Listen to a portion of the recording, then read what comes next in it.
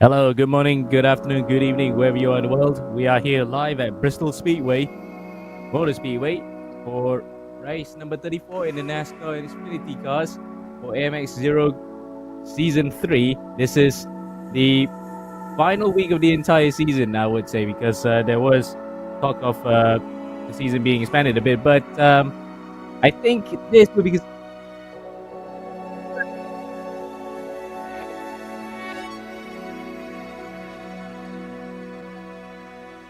Yes, so we're coming to Bristol Motor Speedway with these NASCAR Xfinity cars. Of course, a very popular NASCAR racing combination on the iRacing service, with Bristol being one of the most popular short cup stock car racetracks, speedways, as well as the Xfinity being one of the more popular stock car racing options on iRacing. And of course, coming to Bristol presents its own challenges because it is in many ways a short track. It's probably just 1.6 less than around a kilometer for a lap, and usually what it means when you're racing here with the stock cars is that you're constantly braking, you're constantly following the cars in front of you, and there's going to be a hell of a lot of action racing here, Amir. Indeed, and it's a half-mile oval actually, so about less than a kilometer, but we're gonna go for the miles this one. Half-mile oval is considered one of the fastest half-mile ovals in the world, as they call it, and with 43 NASCARs around here, especially in the Cup cars, it does become a little bit crazy when you try to overtake, but the old bump and run is always the best thing, and for us, we're gonna be treated to at least a dozen cars out on track. So without further ado, let's get on with the formalities out of the way first and find out what's what coming into the final week of the entire season. So normally in the NASCAR Cup Series is 36 races, but we got 34 weeks here. So here's the overview. It runs from the 20th of September to December 17th. $25,000 up for grabs here in AMX Zero, and the usual format of 50 minutes qualifier, 50 minutes in Heat 1, and 50 minutes in Heat number 2. And you can see on the bottom of our screens there, live timing is on offer.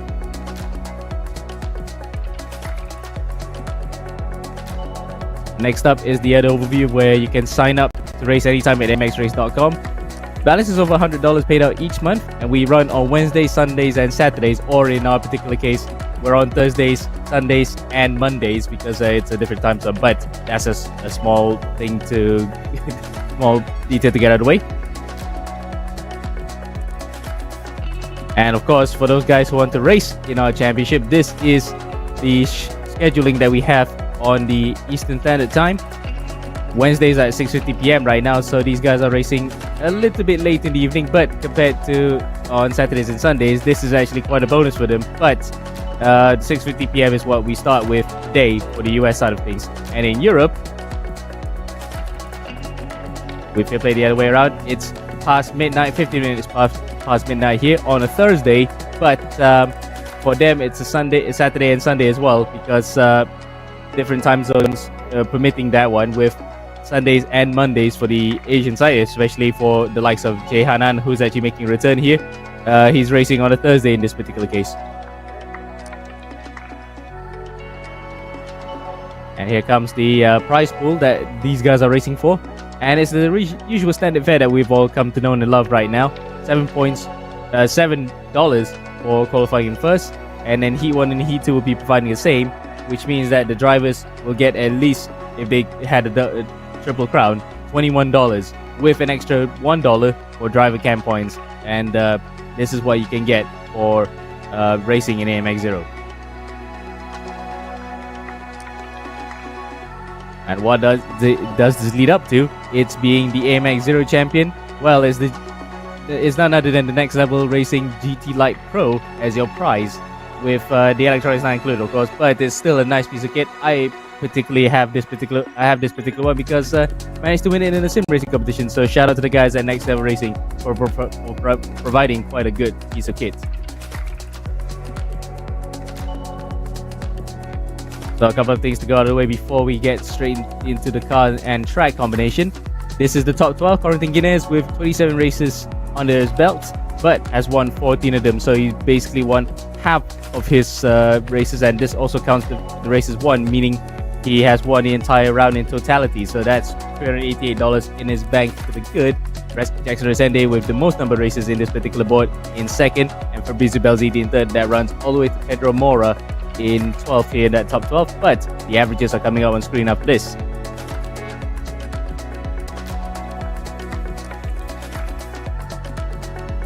So this is what it looks like on average, with Guinness having the highest number of average race winnings of $14.37. Behind him is Kieran Harrison, half his races, but not a bad average as well, $12.54. And with Gustav Ariel, the highest rated driver here in the field in terms of iRacing. This is where it goes all the way to P12, with Corrado Ramos making the board this time with the number of races he's done. Just one less than Corentin Guinness, but goes to show how calculative Corentin Guinness has been. Now then, Wei Han, over to you to run us through what we are racing with today and where we're racing at. Oh, certainly. So, as we mentioned just moments ago, we're racing at this place called Bristol Motor Speedway, one of the most iconic and famous NASCAR speedways on all of the stock car calendar. And most importantly, why it's so famous is because not only is it because of its length, which is half a mile or 0.858 kilometers. It's also for the fact that it is among the tracks with the steepest banking. So the banking here goes probably up to 34 degrees. So what that means is that you do have some banking to kind of keep your car going. Well, it'll be easier to turn, but at the same time, it presents quite a unique set of challenges because you're constantly braking quite a fair bit, and because of the fact that it's a short track. When you set your car up, you will have a lot of acceleration as your car tries to hit top speed within just this short run down. So of course, when you're coming towards the world's fastest half-mile speedway, you have to come here with an exciting racing car indeed. So we are coming here with the NASCAR Xfinity machines, the most recent second-tier stock car offering on the iRacing service, of course. This being second only to the Monster Energy Cup cars. So these cars are kind of detuned version of the Cup level stock cars with 650 horsepower, which is already plenty good enough for good racing action. It's 1,565 kilograms, so quite a heavy machine. But of course, you will feel the heft when you start to drive these machines, and of course, it doesn't get any more American than this. But of course, we do. Of course, with these Xfinity cars, you will expect a lot of good bumper rubbing, maybe even some bump drafting when you're racing here at with stock cars. Yep, and we are heading straight to qualifying. So I should reiterate that we have no race next Saturday, but it's next Sunday. So that's where it's going to be the final week of the season. And a few things to mention as well. We've had a few reports of officiating reports from week 9 and week 10, and will be posted after the races in this case, so we get to see what the stewards reports come through in terms of the action that's gone into those particular races. But that's a bit out of the way. We're going to talk about it later. And for those who want to see how our drivers are getting on, live timing on the QR screen on the right here. So you just scan it and you can see how everyone's going. And this is actually going to come in thick and fast because there's only just 15-second lap here, or just under 90 miles per hour in fact. So, someone whacked the barriers there. That's Diego Villarreal, and he is not. You can hear the engine combusting there, literally imploding when he whacked the barriers with huge force. But a couple of things to talk about as we go into qualifying. Did you see that blimp shot just now when we had on the top of the track? We actually have an indoor football field in the infield section of the stadium because they host college football here, Wei Han, which is, well, you can't get any more American than that because it doesn't look like a coliseum, and the seating positions does look like you can make it into a stadium, so why ever not, right?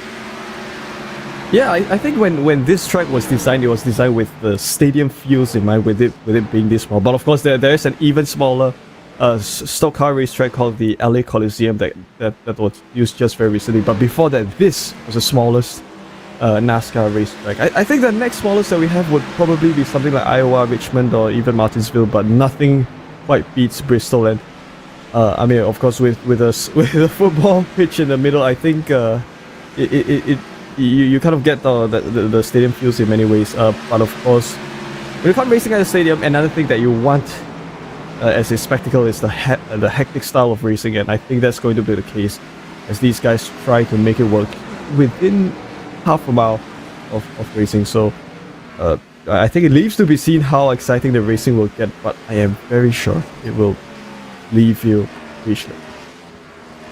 Absolutely. And it could be leaving a lot of people speechless if some of these guys can do what Ross Chastain did and do the wall ride, but I think that will be punished here in this particular instance, so no one wants to do that. As in fact, it was Martinsville, the flatter version. It's like a paperclip in terms of its shape, but it's same like Bristol. It's just a bit flat. It doesn't have enough of a banking. And of course, the other thing that they don't have to contend with is the fact that there is a dirt version on iRacing, but you don't have to run on that. That will definitely be one of the craziest races you can see with the dust kicking up in the air. Now, a bit of a driver spotlight. This is Jay Hanan, part of the AJ Racing fraternity. 34 years of age, and you can follow him in on his SNS there at good 1662. We have not seen him in the last few weeks, have we, Wei Han? But it's nice to see the Korean returning in the final week of the season.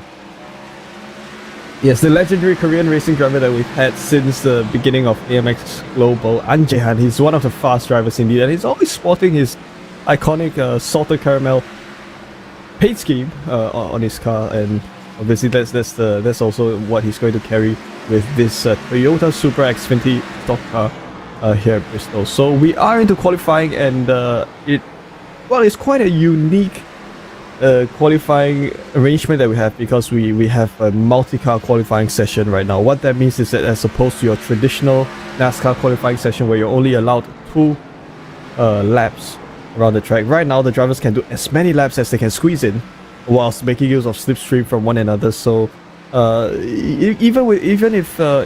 think it's going to be quite a difference in terms of approach. So in many ways, I think it's a bit easier when you have a qualifying setup like this. So but as we say that, we do have a session best of David Toth, who is currently on provisional pole with a 15 second lap time. Here we go. This is a 15 second a lap around Bristol. So each minute you will do just under 4 laps of racing. Yeah, so kind of expect the action to be really compact indeed. So all of the drivers are within 0.3 of a second of one another, and that means that the pace will be very, very tight indeed. This is David Toth, one of our very fast drivers indeed. 5.8 thousand iRating, and if you are interested in following David Toth, follow him at D4VID Toth on social media. He is of course from Arnash Competition, one of the top teams in sim racing as well. Certainly indeed, and you can see that he's taking quite a high line here, and that is pretty much accepted as well, because you do get a bit of a big run out of the banking. You can see that camera angle reminds you of cars, doesn't it, when the guys are coming through, minus the fact that the windshields don't have eyes, so at least we don't have that kind of liveliness that comes with Cars series where they have that, but the drivers are certainly quite lively, and you can see there the tail snapping out the big Gustavo Ariel, whacks the barriers and loops it around, nearly gets taken up by Han Jae-han as well. Luckily though, Elizeu, who went through that, is still on his lap, and will it be an improvement this time around? No, by the looks of it, it's just over a second off. You might say that if it's in miles per hour, there we go, that's in kilometers per hour, but that's the speed that the guys are traveling in right now, I think, or the lap speed. Yeah, in fact, it's their lap speed, and it's 224 kilometers per hour for Elizeu. Can you imagine if it's in miles per hour? It'll be much slower, but we can just convert it on the fly, don't you think, Wei Han? Yeah, it's quite difficult to kind of push for a high top speed when you're racing here at Bristol, but I think, plus the fact that these are the Xfinity cars, not top level Monster Energy Cup cars, which have even more horsepower in them. But I'll tell you something, racing here at Bristol, the last time I raced here was a couple of years ago, but racing here at Bristol, it's quite likely that you'll face an incident during a race, just the sheer fact that you are packed very closely with the car in front of you. So in many ways, Bristol is kind of like a Monaco of oval racing, so that's something that drivers will probably realize later on in the race as we have a look at some of the other drivers making it past the line. So one lap around here is very quickly. So every 15 seconds, every minute you have each driver, they'll probably update their lap 4 times if they're careful enough. Yes. And this is exactly what we want to avoid when you're racing at Bristol, because it's so easy to pile up. Yeah, that was the point I wanted to make just now, and then that's normally negated by the fact that you have safety cars or yellow flags, to neutralize the action. That would be the thing that would be ideal for those guys who are involved in crashes. But I think with the number of guys we have here today, it wouldn't be such a problem if someone doesn't cause a big one, which is quite a rarity here on a short oval. If it's a massive oval like we had in Talladega, big ones are going to be quite a common occurrence, but short ovals, not so much. As one of the guys just now was actually running a cold trickle, sorry, not, was it Dick Trickle? No, a cold trickle livery from Days of Thunder, the yellow mellow car. That's quite a nice touch. Yeah, I think we're gonna have quite a lot of Days of Thunder or even Talladega Nights references as as we're racing here. But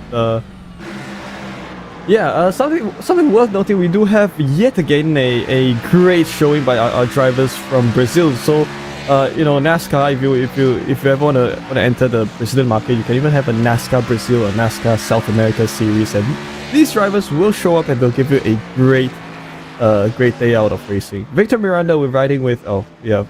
He's got a time of 15.269. Well, look, it's very difficult to kind of be able to distinguish exactly who's much faster than the other, because all these lap times are quite close together. So they are kind of rinsing and repeating every 15 seconds. So okay, that's Jehan who's gone around. It's racing here, it's quite easy to kind of get your car around if the tires are cold as well. So what these drivers are doing, it doesn't really look easy.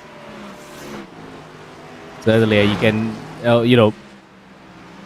at least give it to the pros that why they could do it so well week in, week out. Yes, there have been crashes here in between, but that's how hard they're pushing. As we got a few NASCAR references on the bottom of the ticket going for that. Even you chipped in and says shake and bake. So that is a Talladega Night reference already. Even though we're not in Talladega, we are in fact in Bristol, Tennessee. But close enough. At least we got some NASCAR references out of the way. And that yellow mellow colored car is also used by Kyle Petty, incidentally. So quite a nice touch as well that we got a few familiar cars here. As round goes David Toff, the driver that we highlighted earlier. This is someone we're looking at just slightly behind Toff. It's Lazowski. Again, they're riding quite a high line here, which is not an uncommon sight, but the high groove seems to be the preferred way around here, Wei Han. Or is it that's just a bit of an outlier? Well, there could be a few causes, because the thing with dynamic track surface in iRacing is that especially in NASCAR racing, when one part of the track gets too hot, drivers will sometimes kind of go towards a racing line that's cooler, and in stock car racing it is very much more pronounced. Although in this situation it's only been 10 minutes, so I'm not exactly certain why some of the drivers might decide to take a higher line, or or it could sometimes also be that if your tire temperatures have warmed up, you can try to deviate your racing lines a little bit, or they could be using the higher line, which sometimes you can pull this trick off in qualifying, but you can do your out laps or even your first lap with a higher line, just so that you can build up your speed, to then use your second lap of qualifying as the actual qualifying lap, where you can cross the line at the start of lap with a slightly higher speed, which will net you a better lap time. It is a trick which you can deploy at Daytona, places like Daytona, Talladega, where you have restrictor plates. You can also pull it off at some of the smaller super speedways, but right here at Bristol, that's interesting. I've not exactly noticed that style of qualifying before. Also, it should be noted as well that if you use a high line in those circuits like Talladega, the high banking or Daytona, that's a much faster run out of the corners. So that is what we're looking at for. But you're right about pointing out some of those guys using it during their wind-up laps, shall we say, because they wanted to get a better run out of the corners. So that's probably the reason why we're seeing those kind of lines. But I doubt we're going to be seeing most of those in the races as we look at Diego Villarreal just now. But shout out to Mateus Carvalho. He's running the Lightning McQueen livery. So at least another reference in NASCAR lore put into good use there. We got Daytona. We got some actual NASCAR liveries like the Yellow Mellow one with Days of Thunder. There it is at the bottom of our screens. We got shake and bake, and of course, cars. So there it is. There's that cars car of cars car. That's quite a adjective to put in there. Carvalho in the pit lane, but looks as though the laps are coming in thick and fast as drivers are pushing it to the absolute limit here. Oh, too much over the limit there, and there is a cold trickle type accident for Victor Miranda, and he is not going to be pleased with that one. He's going to have to stop for a while. Quite a few drivers finding the walls already early in qualifying, Wei Hun. Well, the great thing with qualifying is that, or rather qualifying here at AMX, it's in many ways it's a time attack. So you are definitely rewarded based on how fast you finish. But of course, you will have a reverse grid. Well, I noticed this is NASCAR with reverse grid. It's going to be so interesting because you never have NASCAR reverse grids in any other form of competition. So something absolutely interesting indeed. But yes, that could kind of explain why drivers are really pushing so hard, because they really wanted that fast qualifying lap time, which would then play not exactly give them a good starting place. Oh, wow, what was that? A huge run into the rear end. Yes, you can bump draft in NASCAR, but if you come to a corner entry, you gotta be careful with that. Now on a short oval, you don't want to bump draft in a short oval, because the moment you touch somebody, you're gonna send somebody spinning out of the way. As that is pretty much evidence of what some of the people have found out. As we look at Pedro Dean running really high up, he got a bit loose there, so that's why he has decided to go around one more lap. At least he'll manage to get this lap in. It's only a 15-second lap here, but yeah, I think because we don't have an American in the field, that's why we have a lot of these guys who just probably tried to get their feet wet in the NASCAR, oval racing side of things. But that's the end of qualifying. And it looks as though it was even Stevens up at the top, but by only about 3500ths of a second. It's David Toff in front of Gustavo Ariel and Victor Miranda. That's your top three, with Rodrigo Lasowski and Caio Gaspar out of that top three. It's Brazilian second all the way to 10th, with Jay Hanan being the other non-Brazilian here, and Diego Villarreal, who start on pole position. So, well, unfortunately, Toff has left his seat there, but he's probably just taking a quick drink and come back here before the start of the race. But Wei Han, that's only just a taste of what's to come, isn't it? Yeah, so I think we'll expect plenty of exciting racing, because now that the driver positions are reversed. So as the drivers grid out, one thing you'll notice here at Bristol Motor Speedway is that because it's quite a short track, you've got pit lanes on both sides, on both straights. So in some ways, your pit lane you can kind of extend towards the other side. So certainly your starting order with the pace car leading these cars. So it is Diego Villarreal who will start from the front row, along with Anjay Han, as well as Dexter Rezende and Fabio Zampanini, who will start in the second row. Pedro Dean, Mateus Carvalho, Guillaume Eliseo, Caio Gaspar, and the rest of the drivers will line up on the start grid. So the racing here at Bristol, sometimes when you have a field of this size, it can hopefully provide for conducive racing, but we'll see exactly how it turns out. So there will probably be 2 pace laps here at Bristol. It's one more than usual because it's a short track. You need a bit of time to warm your tires up. So once that's done, the green flag will fly, and we will all go racing. So the pace car is off line, and all of the cars are starting to roll as well. So expect there to be there will be 55 laps of racing here at Bristol. So that's definitely a good sign that we will have good racing, good excitement. Of course, we're probably not going to get the 2 warm-up laps as per usual on the short track, or in fact more than that, just so the drivers can get it up to temperature. But let's see then.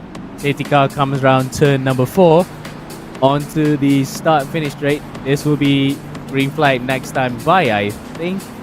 Maybe not, because the safety car's still out on track. So that's a good time for us to just savor the sights and on board of a Coliseum type racetrack. You can see that it rises all the way to the top. It must be really daunting, especially at night when you race at Bristol here. But really, it's just a unique form of racing that you don't see anywhere else in the world, isn't it, Wei Han? You get to see these kind of short ovals. You can put 43 cars in there somehow, and yet we still have quite a good show at times.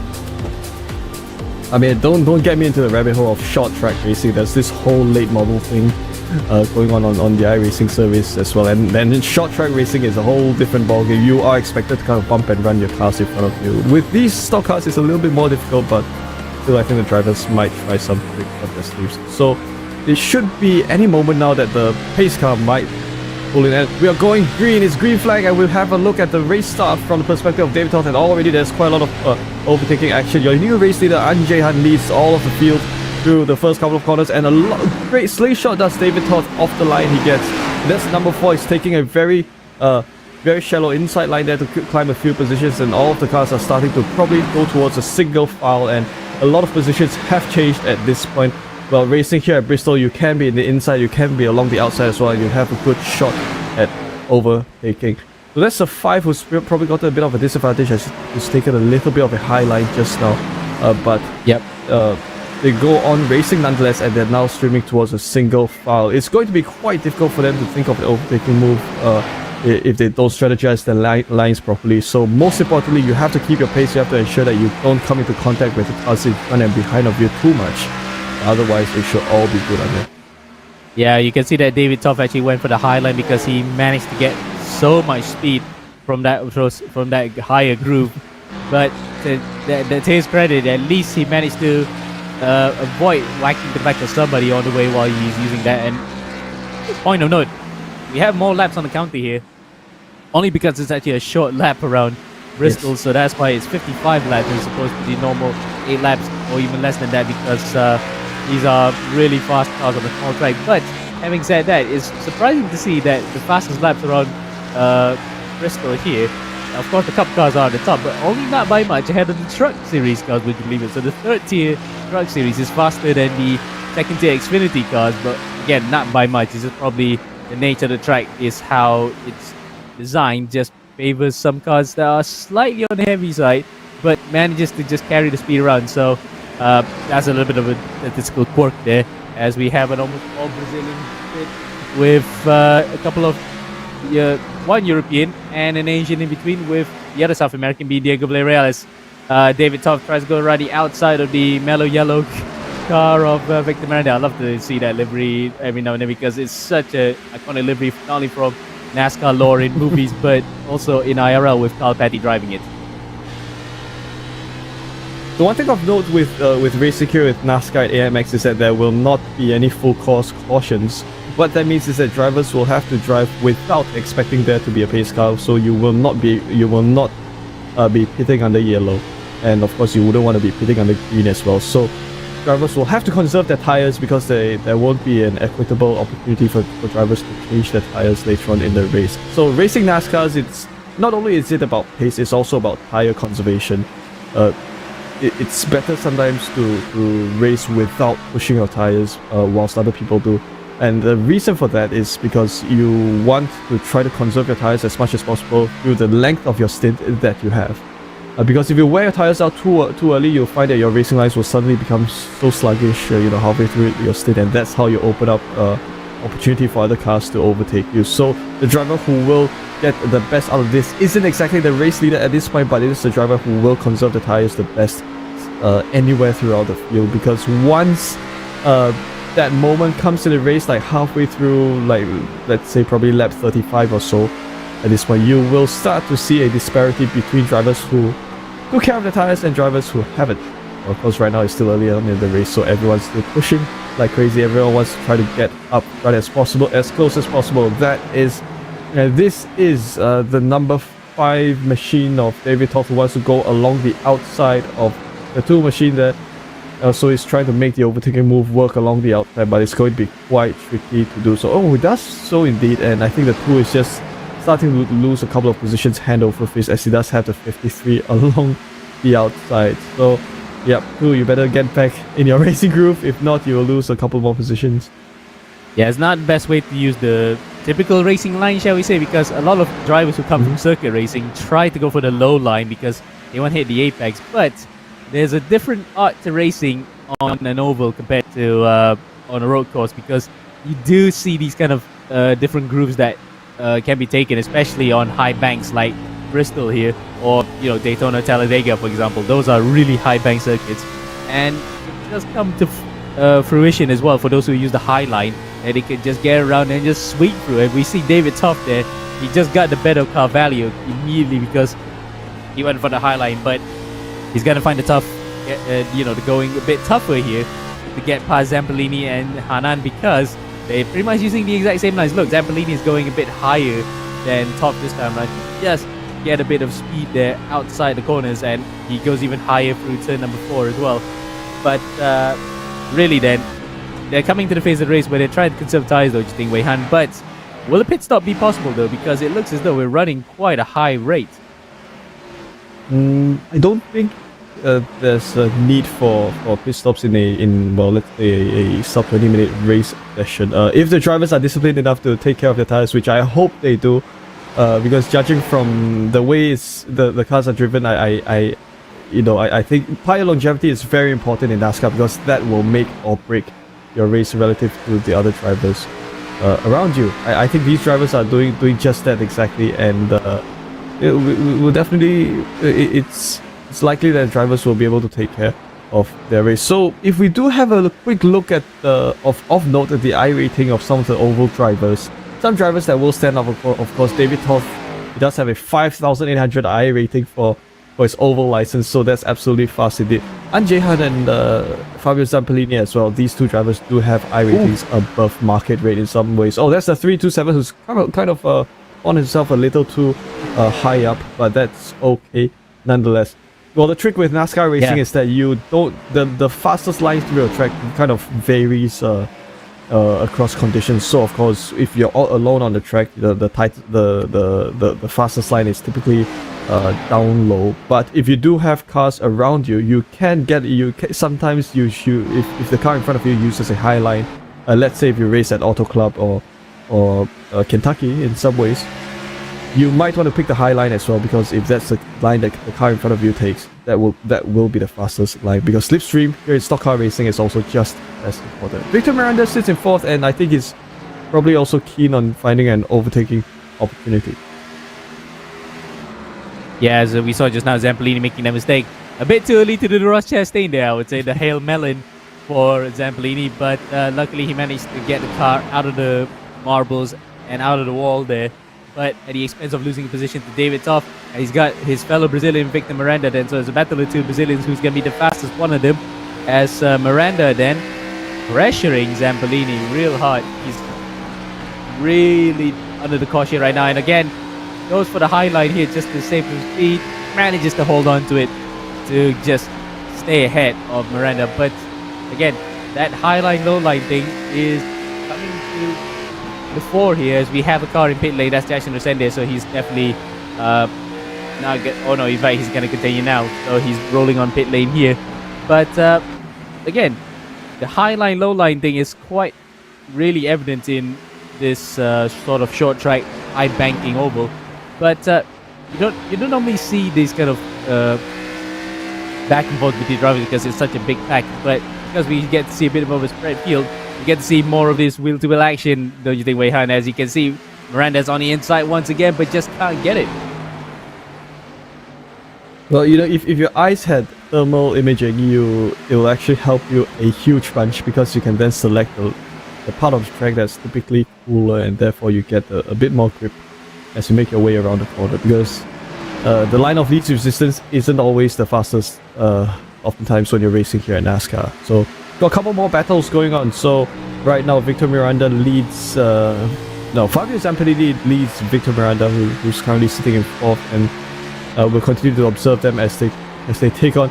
Well, in some ways, if you're looking at Bristol from high up, it does kind of look like a Beyblade stadium with all these cars going round and round. More so with Bristol, because it is quite a small track and it has high banking, so it does have those effects. And I think that style of battling is also quite, as we do have a David Toft who's made the overtaking move on An Jae-han. So that's a great move there, and we do have a new race leader with An Jae-han now, of course, trying to find an opportunity to hit back, but right now he'll probably just have to settle for remaining in the slipstream of David Toft. So Toft is the driver.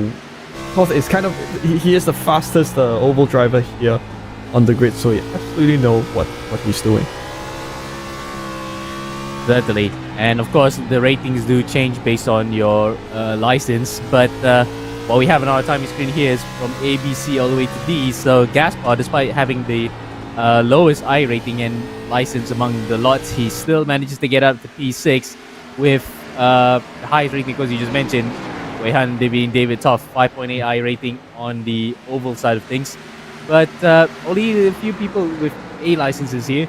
Looks as though he might have actually used that to good use, as he's spreading out in front by about a second. He's managed to get himself to Jayan, as there's Zampolini going onto the inside, isn't it? No, that's not Zampolini. It's in fact a recovering Jackson Lucende. So a couple of cars that look a bit alike there. So apologies if we get a bit confused, but we see Lucende is unlapped himself and he's trying to get up to the back of Toff. We're on board with Zampolini then, only about 0.3 of a second behind Hanan, with Hanan then having a lot of pressure being put onto him at this point, but he's handling it so well. We would love to see him for the win, but looks like David Toff may just have sneaked in that one. Oh, bump and run! Anjehan who's got... That's a bump and run right there. Oh, that's right. Classic NASCAR move, bump and run. Jehan manages to save his car, but I'm not too sure how it's going to take that, because that wasn't... It didn't seem to be quite the cleanest of moves, although it is very much possible in real life NASCAR racing. It happens all the time. Yeah, unfortunately, because in terms of scooting, you do have that kind of technicality where you cannot go below the yellow line, of course, especially on super speedways like we have to mention again, Daytona and Talladega. They have the double yellow line, so you can't go below that. In this case, the apron and the transition to the main circuit is not that big, so you can go low if you want, but that's pretty much not advisable, because the car can get very slippy if you to go under the apron and back onto the transition to the racing circuit. So you do not want to do that. You just have to get your overtaking done on the high banks here of Bristol, as again Zampolini and Miranda are matching each other tit for tat here for where they want to go. But the order has been reversed, of course, because Miranda is now up in front. Zampolini's the one challenging his fellow Brazilian, with David Toff, ever the consummate operator, manages to just ease out in front by about 3.4 seconds. So he's checked. He's already in the next corner when these guys are about to actually enter now turn number 2. Well, it looks as though this battle is going ebbing and flowing ever so slightly in the favor of Victor Miranda, but only by just a bit ahead of Zampolini. Yeah, so it is going to be the battle down the wire, and oh, that's Miranda whose rear end has become a little bit loose. And oh, is that Miranda or Zampolini? Oh, that's Zampolini who's gotten a little bit too loose there with his rear end, and that's kind of resulted in him losing a couple of positions. We've got more overtaking action. This is the battle here at the mid-pack for 4th position. Indeed, this is Eliseo and Gaspar, who just made overtaking move. Eliseo on up in 4th along the outside.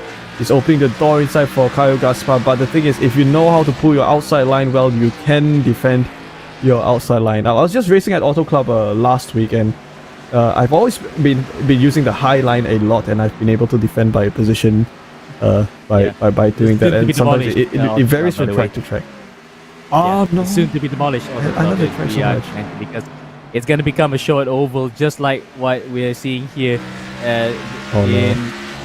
Just like Martinsville, just like Bristol, we're going to see Auto Club becoming yet another short oval. But I think that was out of necessity, because of course, real estate market over in California is actually very sought after. But you do see that sometimes where the tracks are being crowded again. That's also quite a good thing, isn't it? Because you want to have short ovals as per tradition in NASCAR, because they were built on top of short ovals in small towns. So I think it might be a good move, but at the expense of what was actually a good IndyCar track as well. I love Auto Club, despite the tragedy that happened in 1999, though, of course, with Greg Moore. So a bit of a love-hate relationship in that regard. But I think for the sake of the sport trying to go back to its roots, NASCAR, it may be a good move to turn Auto Club into another short oval. So as we come towards the white flag, which will surface in just a couple of moments' time, this is the battle still going on between Guillaume Eliseo and Caio Gaspar. So both drivers are side by side, one high, one low. It could be anyone's game at this point, really. It's all about who's going to be able to get the best exit out of turn 4 at the final lap. But at this point, it seems likely that Eliseo will have a good shot. So as we come towards the final lap of racing, it will be David Toss most likely who will take the race win, with Miranda in second and Anjehan in third. But right now, this is turns 3 and 4 we come. At the moment, the number 10 has the edge. The number 9 will be behind. So Eliseo will edge off that move with a 4th position finish, and Carlo Gaspar will come home in 5th. Yep. That's a last minute overtake that Fabio Zampellini to make his way up to 9th position ahead of Jackson Senji. So a great overtaking action there, Amir. Yeah, but Resendi, of course, was almost a lap behind as well after being in the pits. For Han Jaehan, that actually is definitely some recompense for him after being taken out by Zampellini. So retribution came quickly for the Brazilian in that instance. But David Toff will not be minding that one bit. He is up in front there, 4 seconds ahead of Victor Miranda. And Jay Hanan, welcome to the podium for the first time in an absolute while. So he'll definitely be taking that one. In fact, I think, that's his first podium in season 02. But he'll take that in front of Eliseu and all that. Now, we're here for heat number 2. This is going to be another interesting one because, once again, David Toff starts right at the back in front of Victor Miranda and Jay Hanan with Eliseu in P9 all the way to Gustavo Ariel. So Gustavo Ariel with the highest road rating among all. Only has a B rating in the oval side of things, but no doubt he will be relishing being up in front, Wei Han. Yeah, most certainly. So they're off the line for 2 pace laps once again. So the race has gone by really quickly, and already we're coming towards the second heat of racing here at Bristol. So Gustavo Ariel, I would love to see how he manages this as he starts from pole. It's going to be certainly very interesting because Brazilians love their stock car racing as well, but of course their stock cars are more of touring cars on road courses. But still, with these NASCARs, many things do transfer over, especially with the way you handle these heavy stock cars with brakes that require a certain skill set to operate efficiently. So pace car is completing 1 pace lap and complete another pace lap before the drivers take the green flag. Yeah, well, of course, the other thing that they can transfer as well is the fact that the Brazilian stock cars run V8s as well. So that's why there's a bit of back and forth between the two series.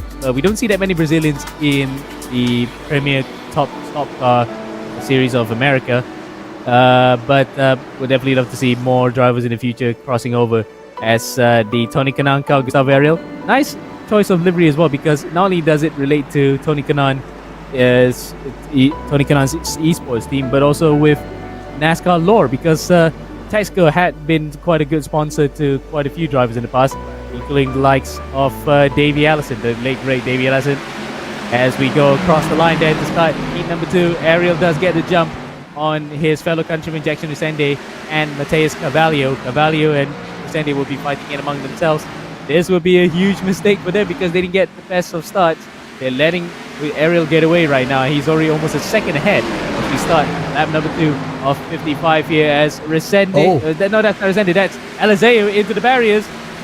After such a promising first heat, he's come a cropper here by virtue of the fact that he cut loose himself.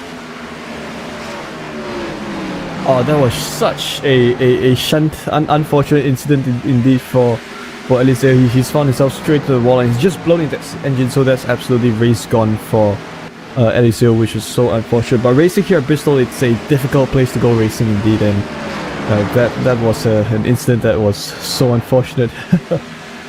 So Pedro Dean, at this point, he's in 7th and he's trying to close his gap with Victor Miranda in 6th position. And right now they're taking, of course, you're taking a conservative racing line here.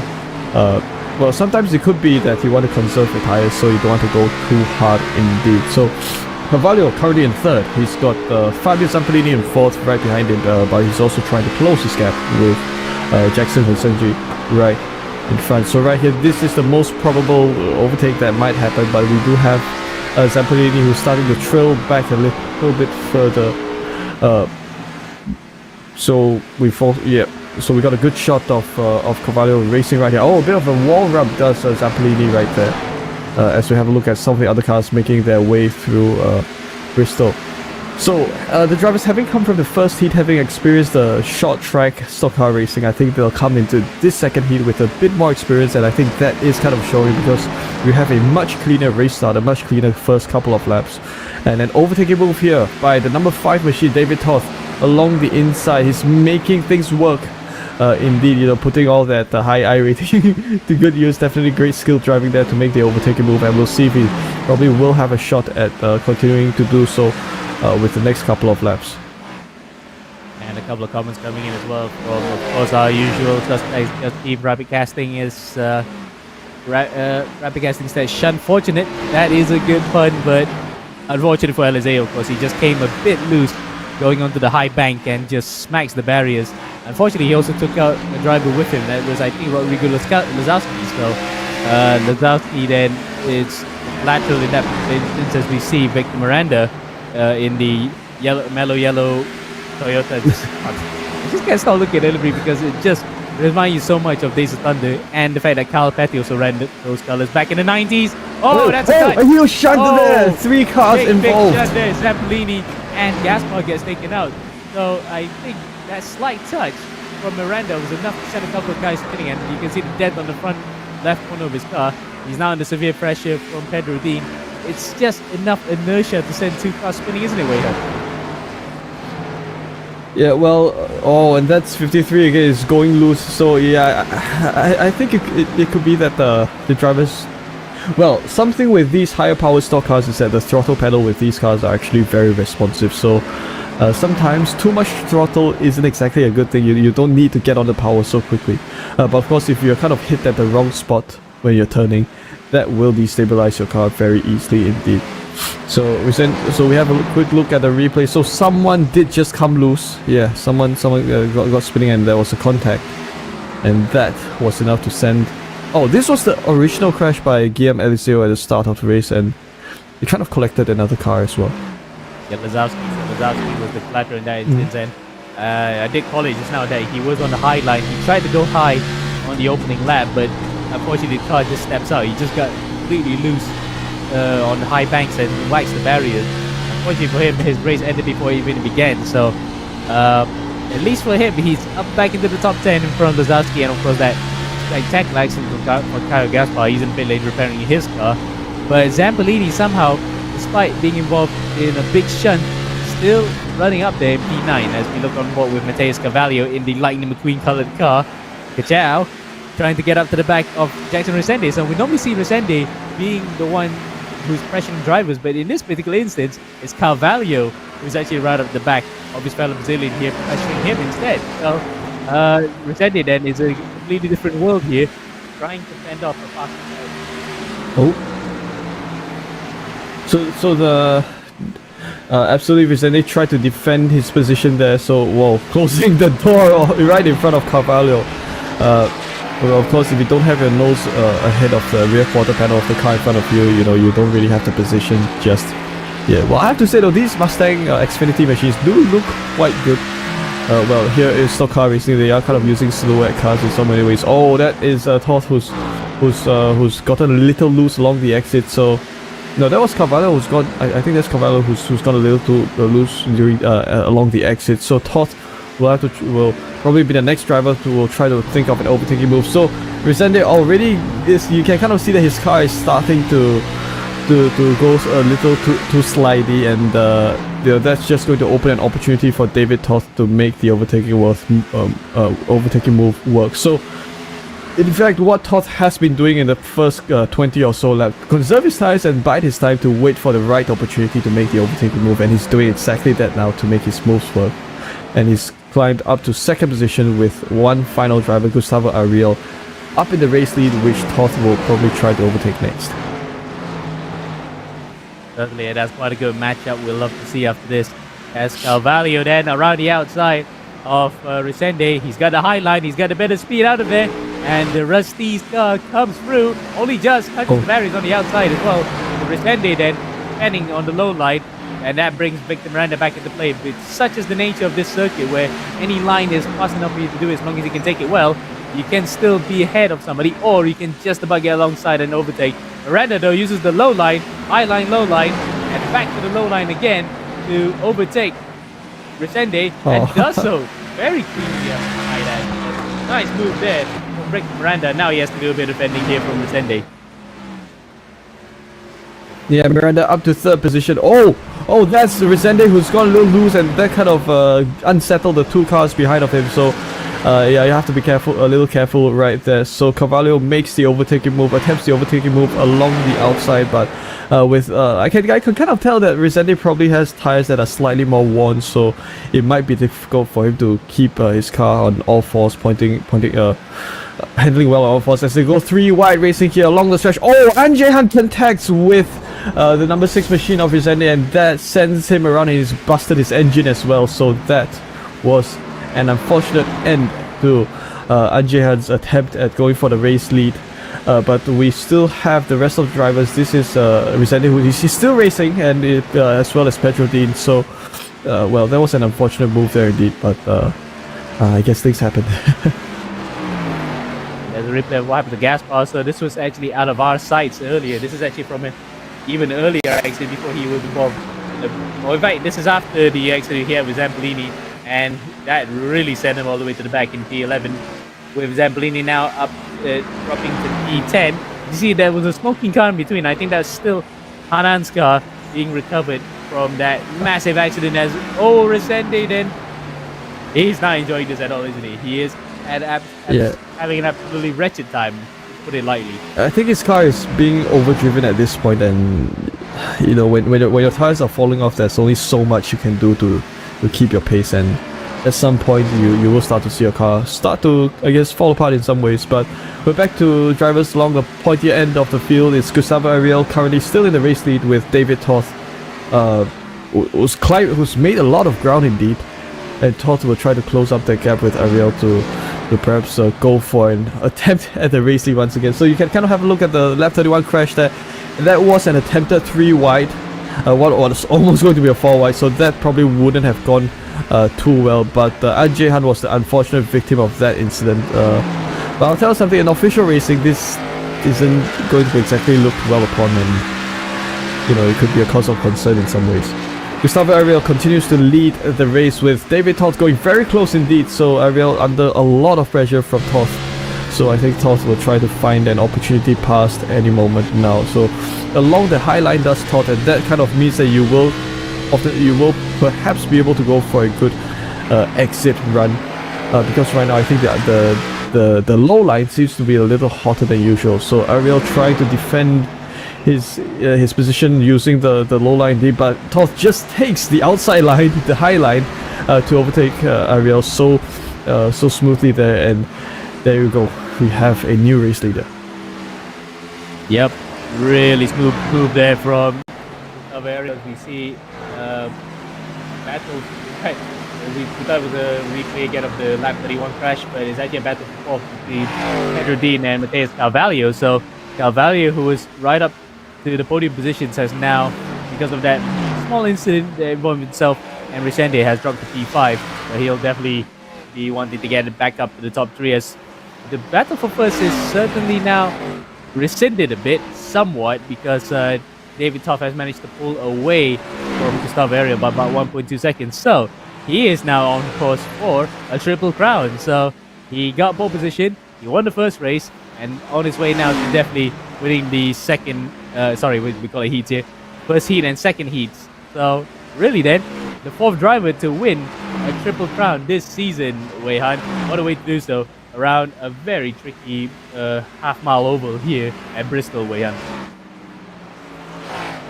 Yeah, absolutely, and already we're coming towards the middle part of the second half of the race, and I think we might have a situation where there will be perhaps some lap traffic that the race leaders will come upon. And when you have lap traffic at Bristol, it's likely that it happens in officials, but it is also quite a tricky situation.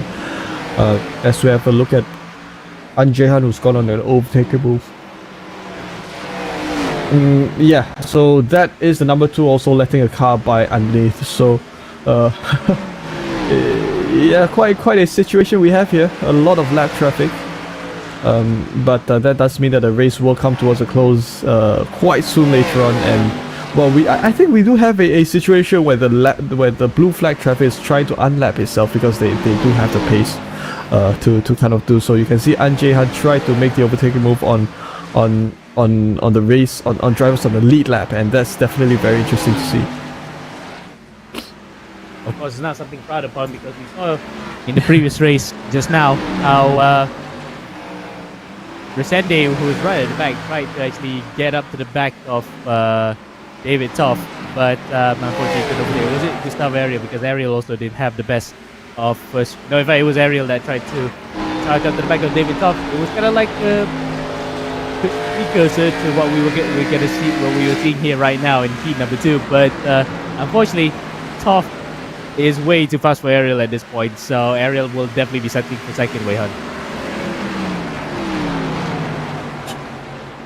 Yeah, so another traffic jam that we have here. This is another situation. It was almost going to be a 3-wide action at that point, but overtaking between teammates. We'll have to keep our eyes peeled to see if that does have some drivers on the lead lap or not. It doesn't, so it's a battle for 8th position. So we still have quite a big crowd at the second half of the field, but Zampolini up in 9th position is trying to make an overtaking move work on no, that's Eliseo who's trying to make the overtaking move on Zampolini as they come towards 49 laps of racing here at Bristol, soon to be 50.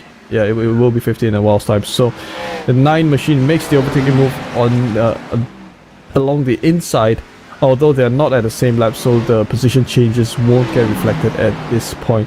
5 more laps of racing to go, and that means that we'll have right about 1 minute or so of racing left. And we continue to observe Eliseo, who's trying his best to close up with Zampolini. But we're now back with the race leader, who's built himself a healthy 5 second of a race lead. And at this point, yeah, you've got some of the other cars who are kind of having their tires falling apart. So it's quite a situation that some of the drivers are at. But you do have.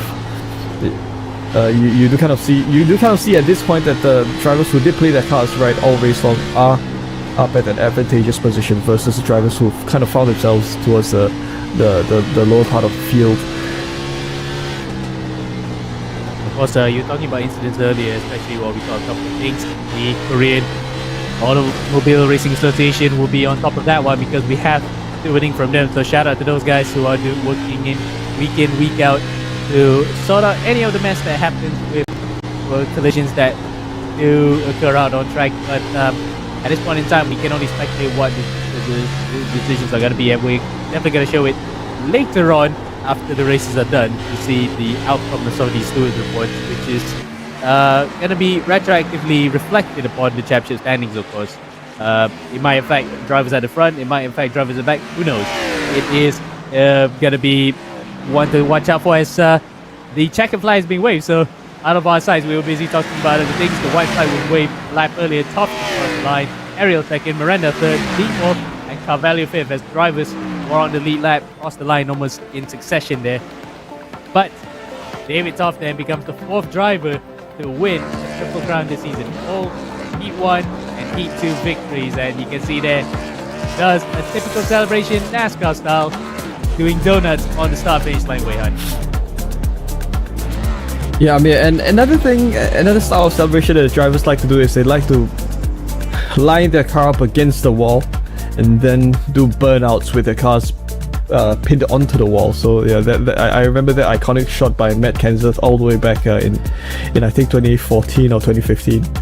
So we have the results of Heat 2 of racing here at Bristol. What has been an exciting and eventful day of racing here at Bristol Motor Speedway. David Toff, your race winner for the second heat. He's taken everything, clean sweep with Gustavo Ariel, who tried who put up a great show indeed. Ariel comes home in second. Victor Miranda comes home in third, and Pedro Dean in 4th position. Mateus Carvalho comes home in 5th, with Jack Simracing in 6th. I've got Diego Villarreal and Fabio Zampolini in 7th and 8th. You have Eliseo, who had an unfortunate incident somewhere earlier on in the race, comes home in 9th, with Kyle Gaspar in 10th, and Jae-han in 11th, and Rodrigo Lisowski comes home in 12th. Lisowski being the collateral in that first lap incident with Eliseo, he's definitely going to be disappointed that one. But David Toff on our screens just now looking absolutely dead chuffed, and he had every right to be, of course. given the fact that he won both heats and pole position in that qualifying session. It really does set the tone for the rest of the race, isn't it? It shows why he was a quality driver in the field. And we were talking about the high line, low line just now. We saw how some of the drivers took very high lines through turn number 2. It seemed to be a thing as well during the races, so it wasn't a qualifying thing, wasn't it, Wei Han?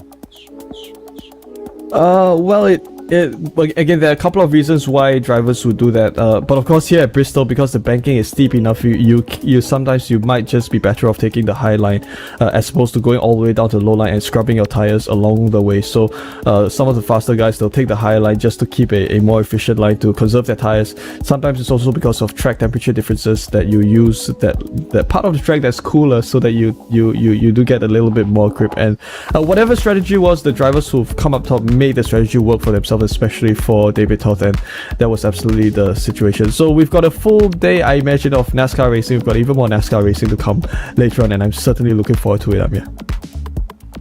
Absolutely. And in that regard, we will be signing off for now, but there's a shout out to our sponsors at the bottom of the screen there, Automatics, BenQ, Next Level Racing, and of course the Korean Automobile Racing Association. There's our socials, Instagram, Twitch, Twitter, Discord. You can actually get to chat with some of the drivers that we saw racing here today, and some of the funny memes that they post as well. Some banter post-race. Let's hope that they can keep it civil, of course. And they were live on YouTube. You can also sign up via our website, amxrace.com, and for the short form content, there's TikTok. So that is week number 34, done and dusted for the AMX 0 League, but we'll be back after this for AMX 10, and certainly, as what Wei Han said, more of the same, but except it will be a bit of a difference because it's an older generation NASCAR, but we'll be back until then. So we'll be off for a short break. Don't go anywhere, we'll be returning.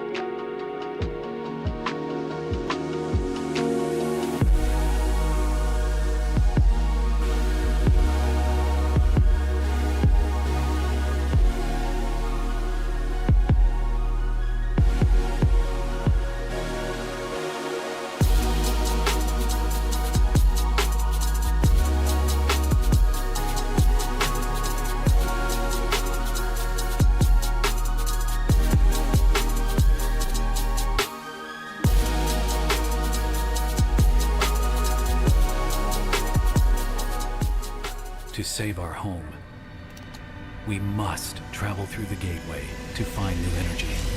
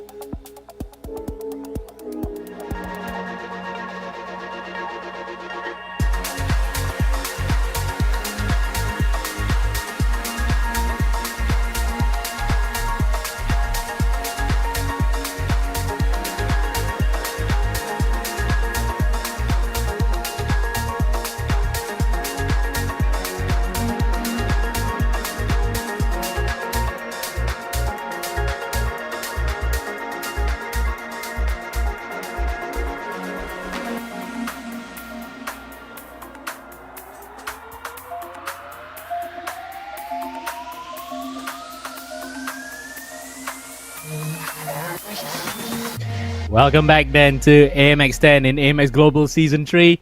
Look at that. We are here at the granddaddy of all speedways for stock car racing. Race 34, we're at Daytona. International Speedway in the next NASCAR Gen 4 cars. So, we're back, rolling back the years here to the 90s and early 2000s when NASCAR was pretty much growing as one of the biggest sports, not only in America, but in the world. Yeah, absolutely. So we are coming towards the... Oh, sorry, yes. We could continue the continuation. Welcome back to me and Wei Han. We're back here. And I think you're buzzing to go, Wei Han, because it is the Gen 4 NASCAR Cup cars and it is at Daytona. So it's like opening day, isn't it? It's like NASCAR has rolled back in for the 500. Yeah, it feels like February of the racing season because, of course, that's the month where you have both the Daytona 500 and also the Rolex Daytona 24. So we have come to the World Center of Motorsports, the place, one of the home of one of the most important sites of endurance racing as well as stock car racing alike. So as compared to where we came from earlier on, we were at Bristol and we're now at Daytona, so both tracks are kind of polar opposites of each other, although they do share the same characteristic, is that they have a very steep banking. Of course, here at Daytona you have 31 degrees of banking, so that means that when you're driving you can full throttle all the way without lifting, and you can let the banking do the steering for you can let the banking do the cornering for you. So racing here at Daytona doesn't get even more classic because this is exactly where NASCAR, one of the few places where NASCAR kind of got started, and it's also somewhere where you can really go at it. Of course, with these cars, I'm not sure if they have restrictor plates on, but they're going to be full throttle all race long, and we will see a lot of good racing action.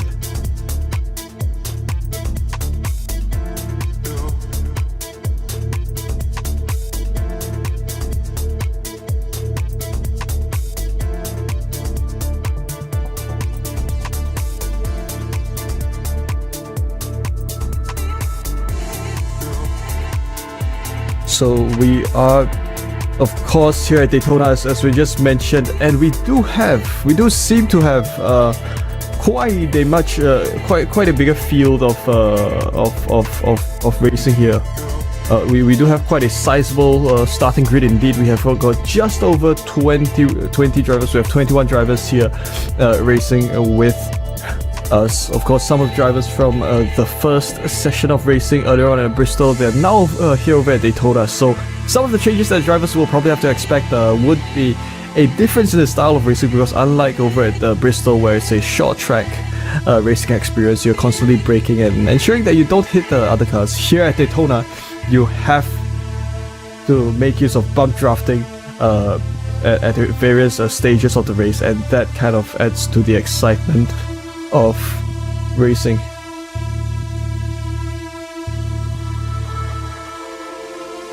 So having a quick look at the state of affairs. So of course, a quick overview of the season. We've started this 20th September. We're going to finish this season in just a week's time, in the 17th of December. So we have a massive prize pool of $25,000, so that's absolutely great indeed. A typical race format here at AMX, unique to AMX indeed, and certainly one that brings out the best in drivers. We have a 15-minute qualifier session, which is kind of like a time attack before. We then have a reverse grid, a top 15 reverse grid, moving on to Heat 1, which brings about 15 minutes of racing approximately. And then from Heat 1, the top 15 drivers will reverse grid once again for a second heat of racing with the exact same conditions.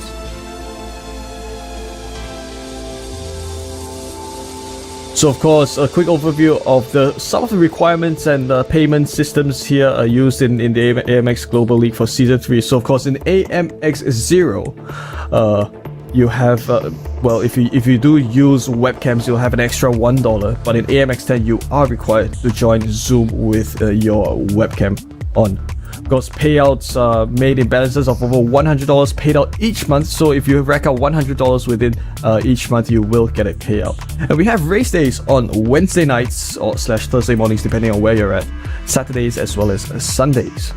And of course, you can sign up to race anytime at amxrace.com.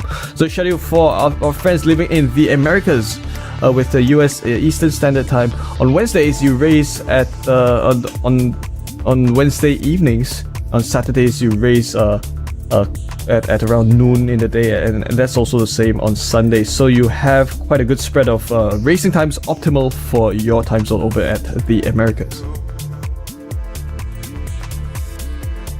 Moving to Europe, where we use the Central Eastern Time, races will be on Wednesday nights, but bordering on Thursday early morning. So usually it will happen just past midnight. And of course on evenings, on Saturdays and Sundays, racing action will happen during the weekend evenings from 5:50 p.m. onwards for AMX 0 and AMX 10 right after. So the prize pool that drivers will expect, so from qualifying you will you would have a $40 prize pool. Here we are at AMX 10, so prizes start at $40 for the first place driver at each stage, followed by $25 for second place driver and third, and $20 for drivers from third onwards. So you have prizes starting from $40 all the way down to to $3 for 15th position, and you've also got additional prizes for fastest laps for drivers in the first heat as well as the second heat. So of course, with reverse grid, in the way it does add an element of excitement and challenge to the drivers as they race here. So you are required to have camera on if you're racing here at AMX 10 in order to receive prizes for the race, and the total prize pool for this race for AMX 10 races will be $601.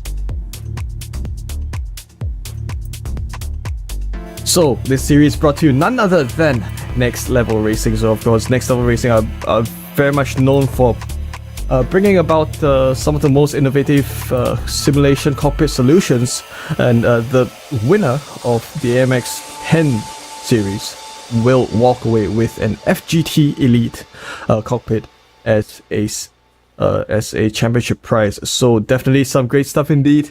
If you're not racing it, you can still join us anytime and have a good shot at winning this prize. It's certainly one of the top products presented by Next Level Racing.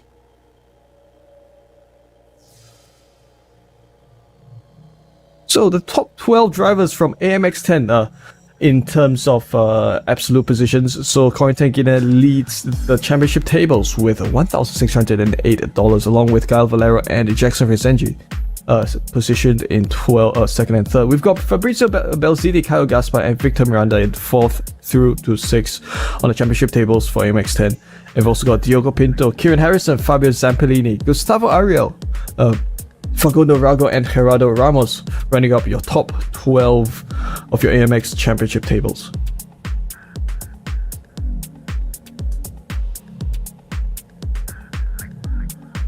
So your average prize winnings per race, of course, Enzo Benito has obtained the highest average winnings per race of $95, which is absolutely amazing indeed. We've also got Chris Lawlem, who's raced 5 races, so he has an average of a slightly lower $78, and Jamie Christensen of $77. So of course, if we have a look at some of the other drivers who've raced a little bit more frequently, Diogo Pinto has an average of $68 of average winnings, and he's done 12 races, so that's absolutely remarkable indeed. You've also got Josh Thompson and Gustavo Ariel with $68 and $67 respectively, and some of the other drivers who have won kind of prize winnings of around $60-ish per race.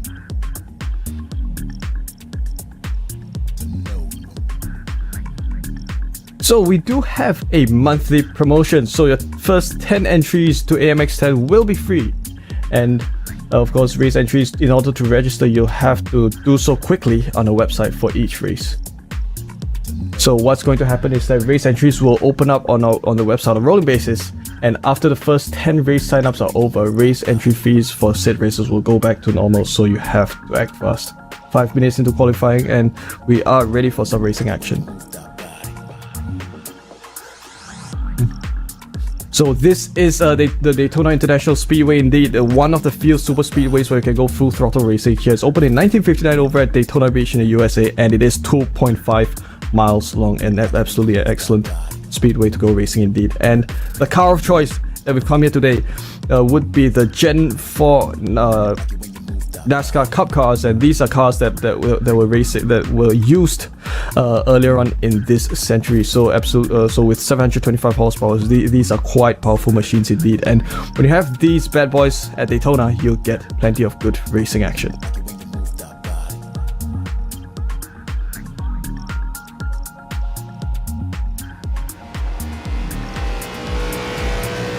We're here live So already for we qualifying. are- Thank you for looking at the slight way hunt because my Awesome. internet died. But somehow, miraculously, after whacking the modem a bit, managed to get back online. So here we are on board then with one of the many cars that are out on track. In fact, 20 plus cars here today, Wei Hunt. So we should be looking at some good pack racing because we did say mention earlier whether or not these cars have restricted plates. As a matter of fact, it is applicable to all three NASCAR sanctioned series. So you have that to prevent the cars flying into the catch fencing like what happened to Bobby Allison. Yeah, well, yeah, I do suppose you do need to have we do need to have some restrictor plates to prevent the cars from blowing the engines as well, because you are effectively full throttle all throughout, and you're also racing in close quarters with the cars around you. So what that means is that these hot engines will sometimes have limited airflow, and they need quite a bit of effort. They need some cooling down in some ways. So something for drivers to take note of: the engines might overheat if they stay in pack racing for too long, so that's something to take note of. You have a look at some of the drivers who are qualifying. Rodrigo Lizowski is your provisional leader, and you do also notice that these drivers are taking the outside line because that allows you to maintain a much higher average speed. Because if you're going down, because when you're racing, when you're driving here at Daytona with these stock cars, you need 2 laps to get your car up to speed. So if you're racing officials, you have your out lap and your first qualifying lap. That's just to kind of get your speed all the way past the 300 kilometers an hour mark, and only in the second lap can you then set down your lap times. But of course, with these shared open qualifying sessions, you can kind of remain on track all the time. So if you don't have cars in your vicinity, you can take the line that allows you to take on top speed. But if you do have cars around you, you can make use of slipstream and try to get as good of a lap time as possible. So here at Daytona, if you have slipstream, it gives you a huge advantage, sometimes up to like 2 seconds or more of an advantage, and that's usually a very, very big deal. So we have the pack now really forming in qualifying. You can see David Topp there hitting 320 kilometers per hour in the draft. So that's about 200 miles per hour. That's as fast as these cars can legally go nowadays in modern NASCAR. But back in the day, especially when these Gen 4 cars were released back in 1992 and used all the way to the start of the Car Tomorrow era, they were hitting 200 miles per hour easily, only because restrictor plates were a thing. If they were really let loose, you could see something like the car of Bill Elliott. He did 340 kilometers per hour, 212 miles per hour on the straightaway in Talladega. So really, it's just a context of how fast these cars can go.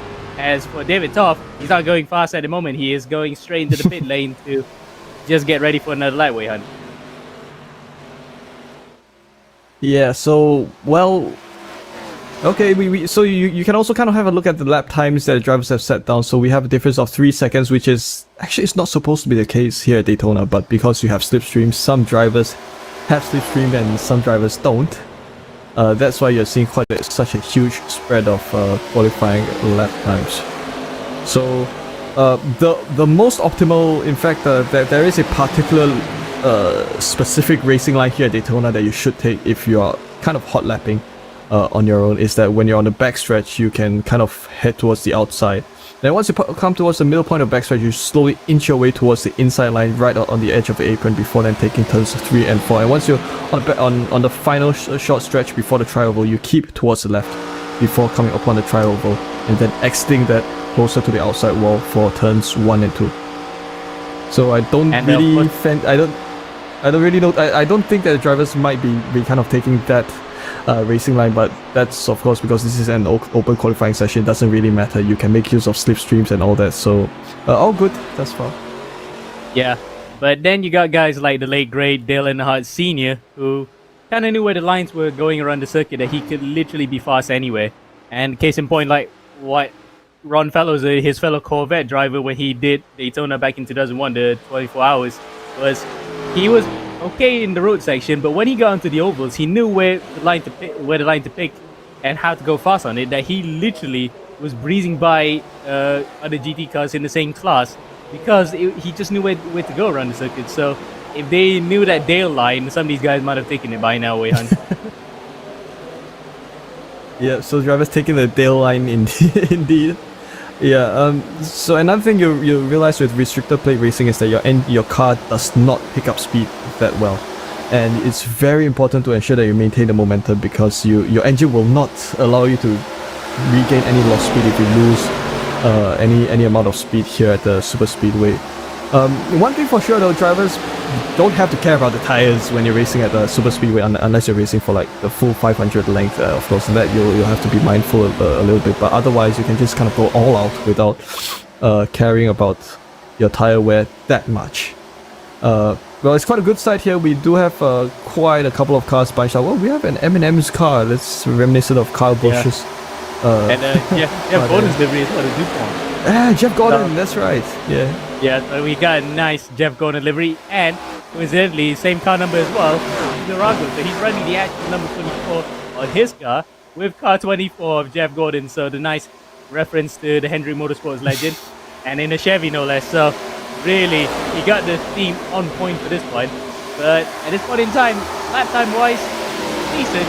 Only about 8 of a second behind Lazowski, but still, I think these guys are just warming up, and look at how Rago is going through the pack right now. I guess that second lap of speed he's really gaining right now. Yeah, so, well, guess what, ladies and gentlemen, we already have pack racing when we're not actually racing whilst we're still in qualifying, so that's always a good thing. Okay, so Mr. Jeff Gordon letting some faster traffic by, and okay, we might have said, that's a big one. They almost saved it there, but they tangled it. Well, I guess these drivers are still starting to practice and try to get used to the car, but I'll tell you something, if you have a big one later on in the race, which I fingers crossed doesn't happen, you will get wiped out.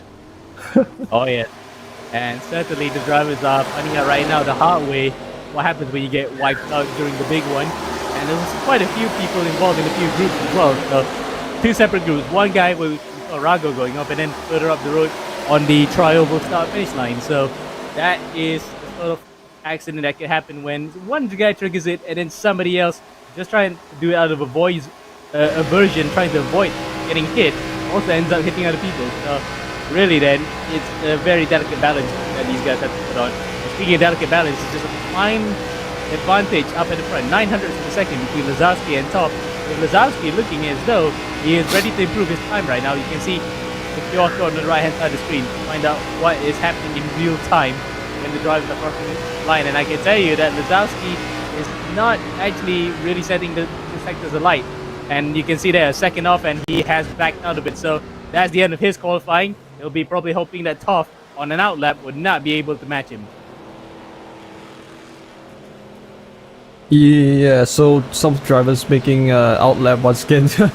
Well, because some of the cars having been wiped out, they'll definitely have to pit out again and go through the one outlap plus an additional lap to just build up their speed. So it seems that we do have a bit of an issue with the trailing paints or the paint or paint software on our end. So we might have some issue with the paint scheme of the cars, so that's why some of the cars are white, because the paint schemes could not be loaded by the software that we're using. So apologize in advance for the drivers who have spent a lot of effort getting their paint schemes up, but nonetheless, still good that we do have some white cars racing about, which is quite an interesting sight still nonetheless.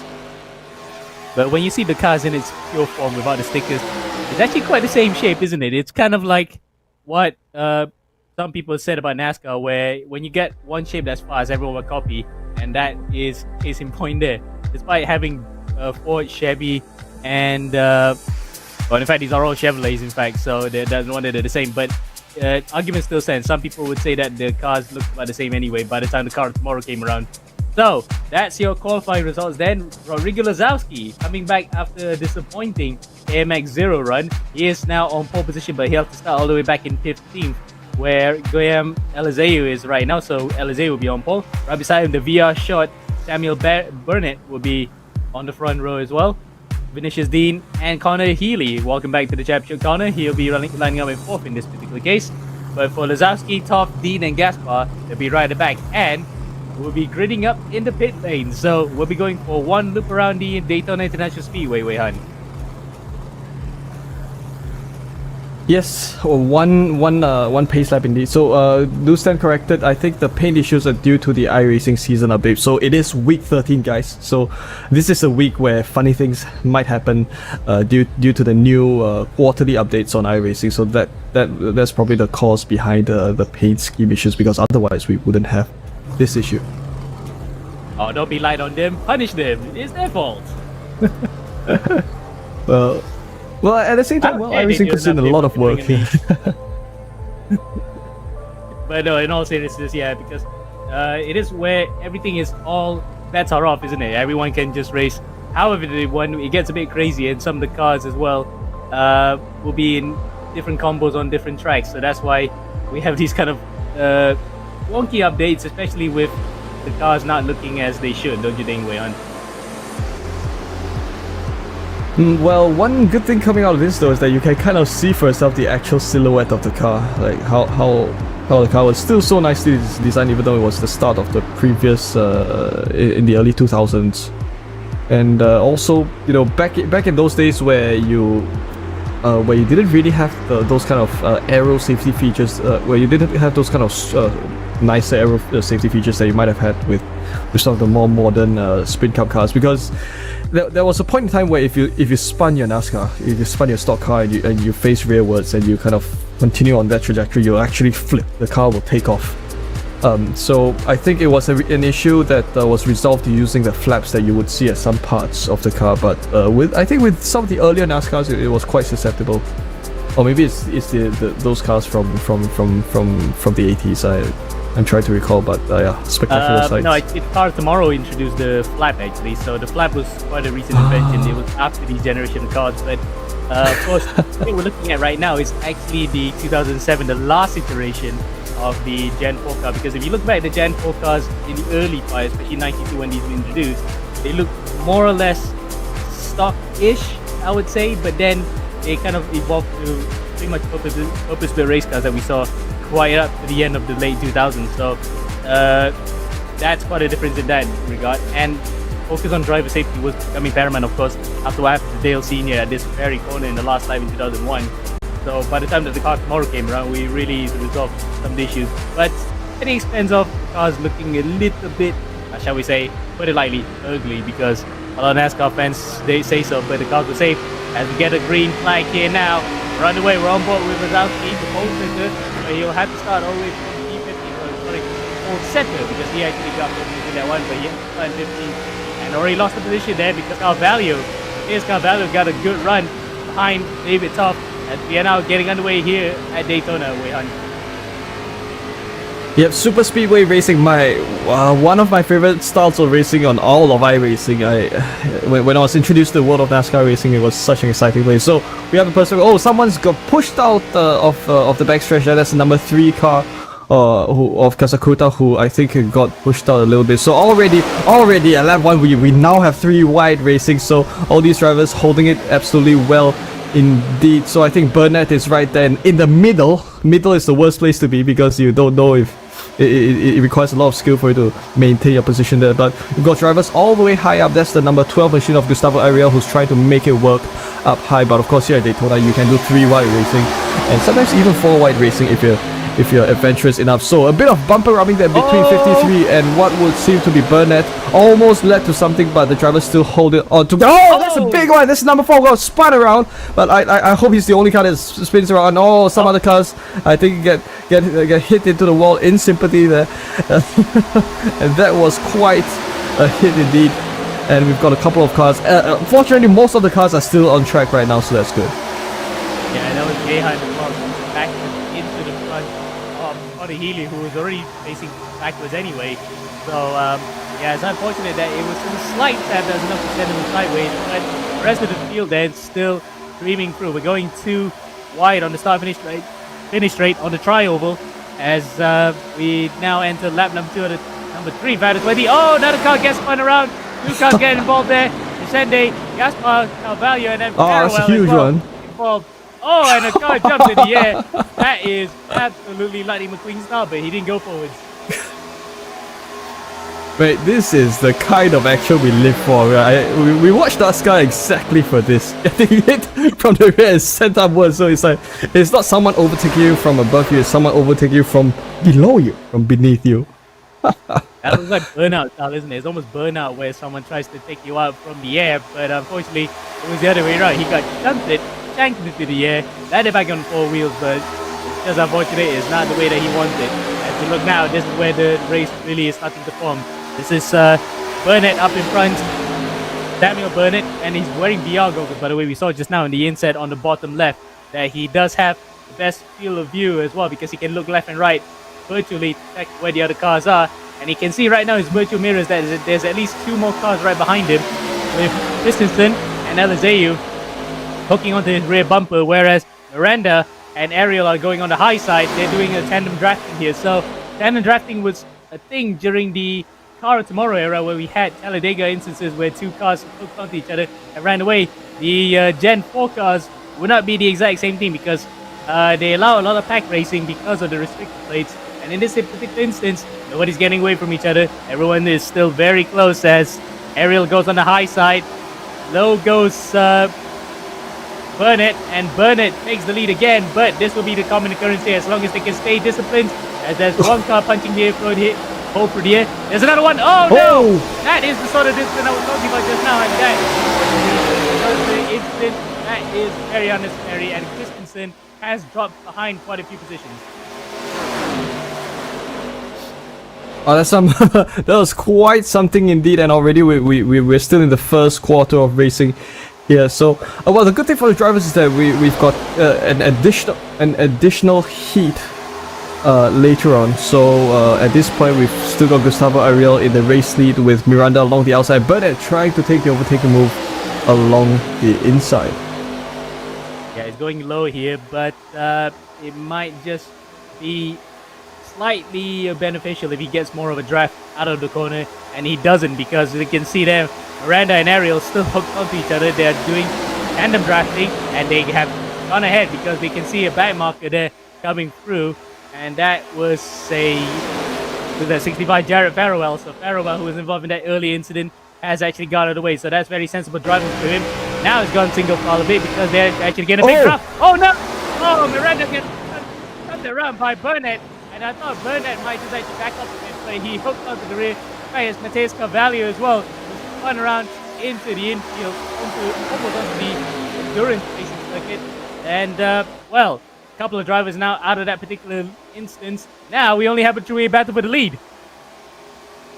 Alright, we definitely do. So that was yet another unfortunate incident that, that resulted in someone crashing off. But Gustavo Ariel leads the number 20 machine of Jamie Christensen, who's along the inside. So, you know, when you're pack racing, sometimes what you want to do is the inside line is a line of is a line of choice for defending your position, and the outside line, the high line, is where you want to attack.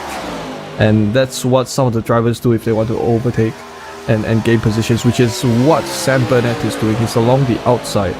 But of course, Christensen, who's in second right now, he's just moved up position. If you're inside and if the inside row is faster, that's how you're able to still defend your position. So when you do decide to go outside, it is quite a risk to take on. So of course we have this 3-pack here where at the same time we've got the rest of the drivers who are quite far behind. So that's quite a situation. But Christensen, I think, or rather Burnett I think he'll have to try to. Well, he's still hanging on quite well. He's still hanging on quite well along the outside. But I think he's going to try to tuck back into the inside to try to get some slipstream. You need some slipstream in order to keep up with the rest of the pack here at Daytona. Yeah, exactly. I was about to point out just now, he needs to tuck back in because he is losing a bit of time in that clean air. But having said that, he is ducking out of it. So the D-rated driver, but with a decent amount of I rating, is trying to battle against the likes of Ariel and Christensen, who have slightly higher I ratings than him. But case in point here is not the best drivers in the ovals that really come out up in this thing. Sometimes if you can make your luck in the traffic, and that's where you can really make hay while the sun shine, and this is what these guys are doing. Ariel, Christensen, and Burnett, they're not A-rated, but they're surely knowing their way around an oval, and they're making use of it. 6 seconds ahead from Durago, who is one of the highest rated NASCAR drivers on the oval drivers on the iRacing system. But unfortunately, he's out of the draft. He's got Zampolini with him, and Zampolini has overtaken him for P4 out of our sight. So we're focusing on the battle for P1 here. Christensen and Burnett right behind Gustavo Ariel. Ariel will definitely be watching his mirrors a bit, waiting for if any one of these guys are going to go for an attack. So we've got more of a spectacle somewhere slightly further down. That's the battle for 5th position. Some of the other cars crowding up at that point for overtaking moves to be made. But at the same time, Burnett wants to try to find an opportunity to overtake, and he does have to be... Well, he's hanging on well. Sam Burnett definitely hanging on decently well, although he's deciding to take the outside line. So Christensen continues to sit within the draft provided by Ariel. So well, here at Super Speedway Racing, if you're the second place driver, you just want to your job is to try to stay as close to the lead driver as much as possible, and not overtake until the last lap. Because what this means is that later on you might see some strategies play out, maybe later on towards lap 19 or so. But right now, the most important thing for drivers to do is to hold their position and wait for the final lap for overtaking moves to be made. Yeah, that's when they go into the go gear. They really want to really get over the job and try to overtake in the final lap. But I think Burnett's biding his time. Oh, he's not really biding his time. He's going around the outside of them. In fact, he is on the high line, or in this case the middle group, not completely on the high line against the wall, because that is not advisable unless you can go 3 wide. Then you can trust the guy in front to give you a draft. And this particular instance, Ariel looks like he's still giving the draft to Christensen, but Burnett is right beside there, still managing to hang on to it. So despite having clear air and no draft, he is battling well, and he's again going on the high line, no way through just this point. As the battle for 6, Villarreal, Lazowski, and Casacorta. Lazowski being the guy who set the fastest time in qualifying. He is now hooking up the back of Villarreal here, so he's trying to tandem draft him to get up to the back of at least Facundo Rago, but there's 7 seconds between themselves and the next group. So Zampolini and Rago out of our sights are in their own group, while the leaders, the 3 of them, are still inching away ever so slightly. But because the guys are in the draft right now, they're actually just stabilizing the gap a bit.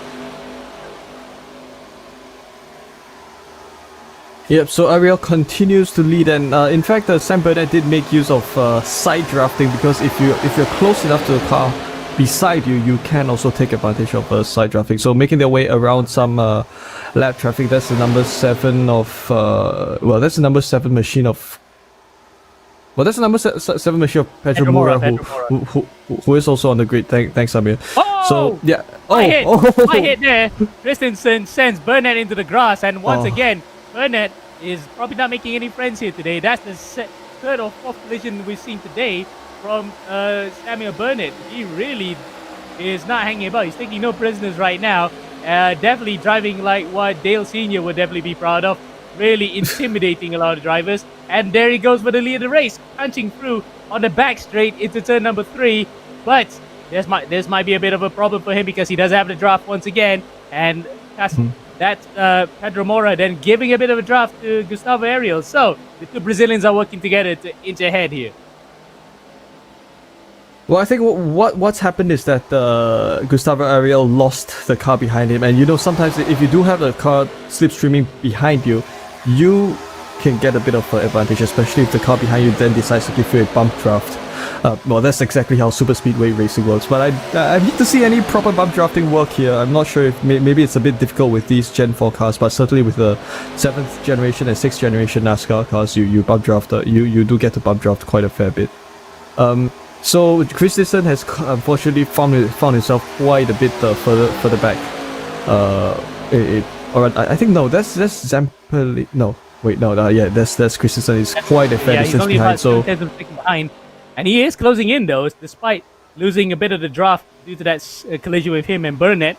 Though he is in that slipstream zone, he is gonna be able to at least latch onto the back of these guys once they start battling. Now, let's see then if a back marker is going to come into play. Nope. Luckily, the back marker gets out of the way just in time, as someone at the bottom of the screen is saying the same sentiments as we are, that Burnett needs to hold his line. And yes, that is the golden rule in stock car racing. that you need to at least keep your groove. Don't switch lanes. Already caused 2 incidents here on camera that we've seen, 3 or 4 even outside of that, where he just switched his line at the worst possible moment. And you thought that with him having VR goggles, he could actually just see that there's a car right beside. He'll just gently turn right in, and he's doing that again this time. Probably trying to get a bit of the side drive, as you mentioned, Wei Han. Still not enough to take the lead for now, but because of them actually wobbling here, they bring the system back to play. That might be the thing. Another driver might just have a say in this. So it is to Gustavo Ariel's advantage that the number 7 car is there to kind of defend his position, because for the 7 car, of course, is his job right now. If he's able to keep up, he's going to be able to he could be a good contributor to Gustavo Ariel's effort at getting the race win, because here in super speedway racing, the longer your pack, the faster you get. Because when you have more cars, you're able to kind of share the load as you're thundering down along a straight line. So it does seem that Sam Burnett continues to stay along the outside.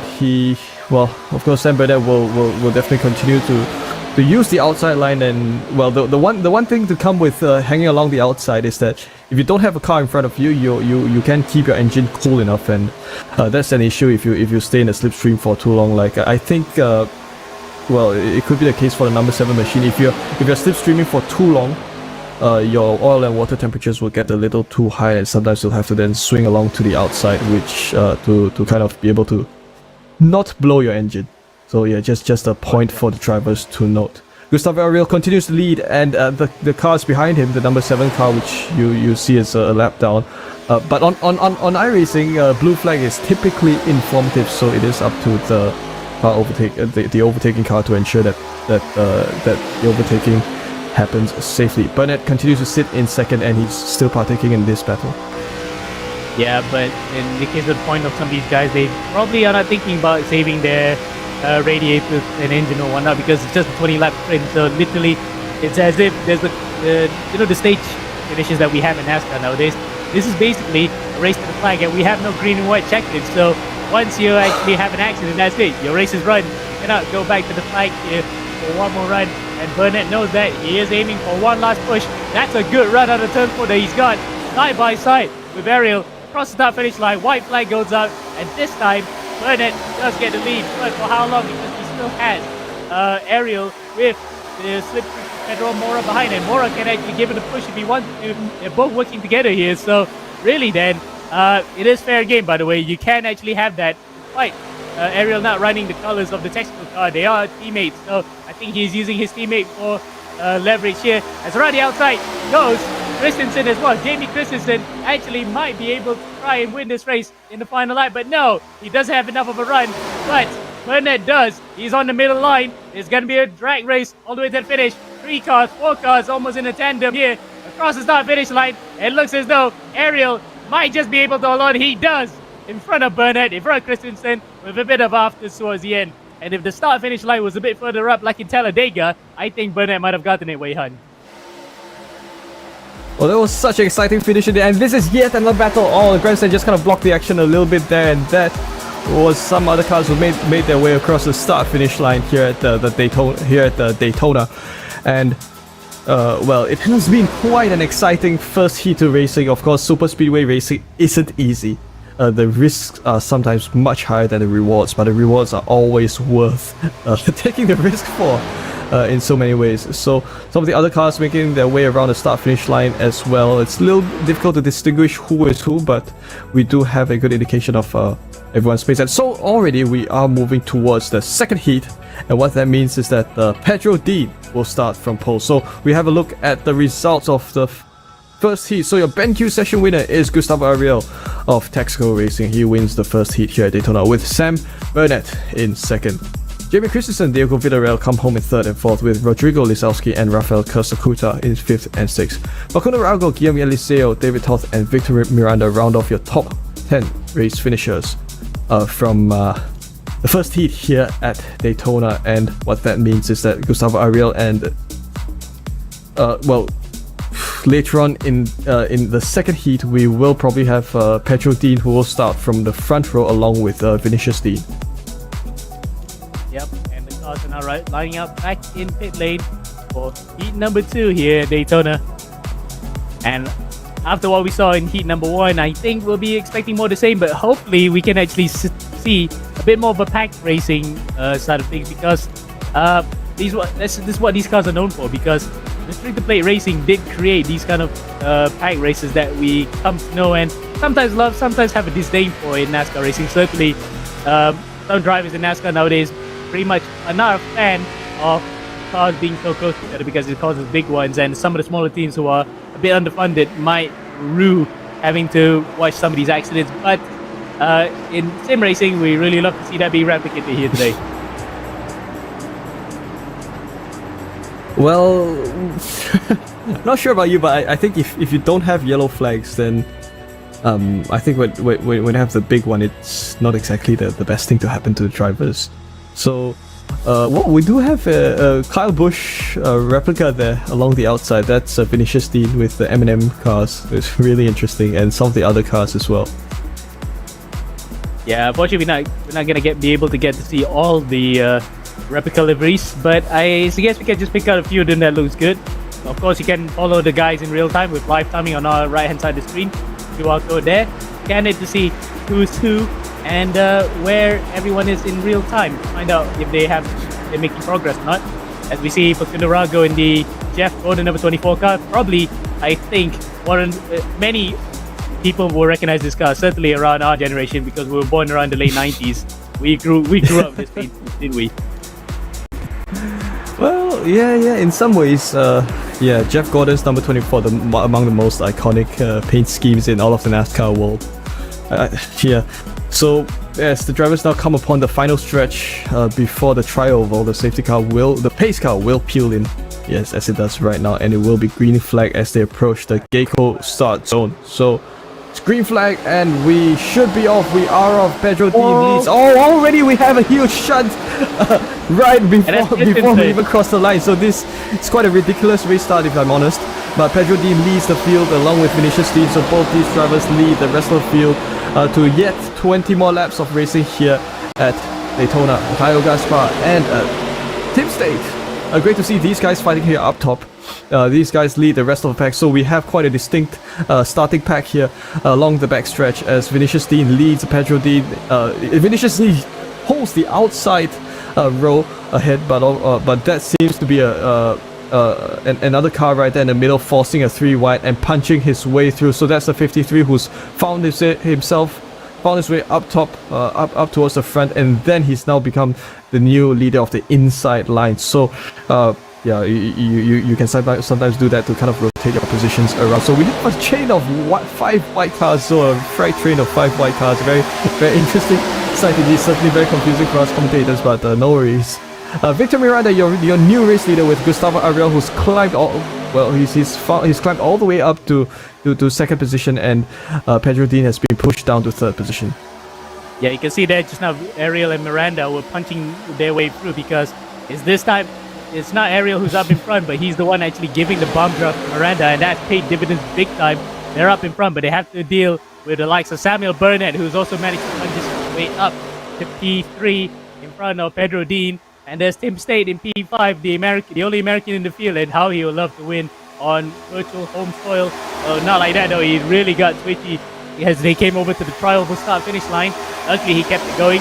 Now he's right behind Vinicius Dean and Pedro Dean, so the 2 Deans who are up in front, but definitely not Dean's list, of course. There's 2 Deans up in front at the start of the race, but now there's 2 Brazilians up in front. Miranda, Ariel, and Dean, your top 3. Burnett falls a bit to P4, but because he actually was out of the draft for a second. A huge one. Oh, did Tate go through there? Yes, he does. He manages to just get through, and once again, it's a big one, but Burnett's involved. So Dan Burnett, who was one of those guys that actually just really didn't gel well pack racing, has caused another big accident. This time he is part of the collateral damage.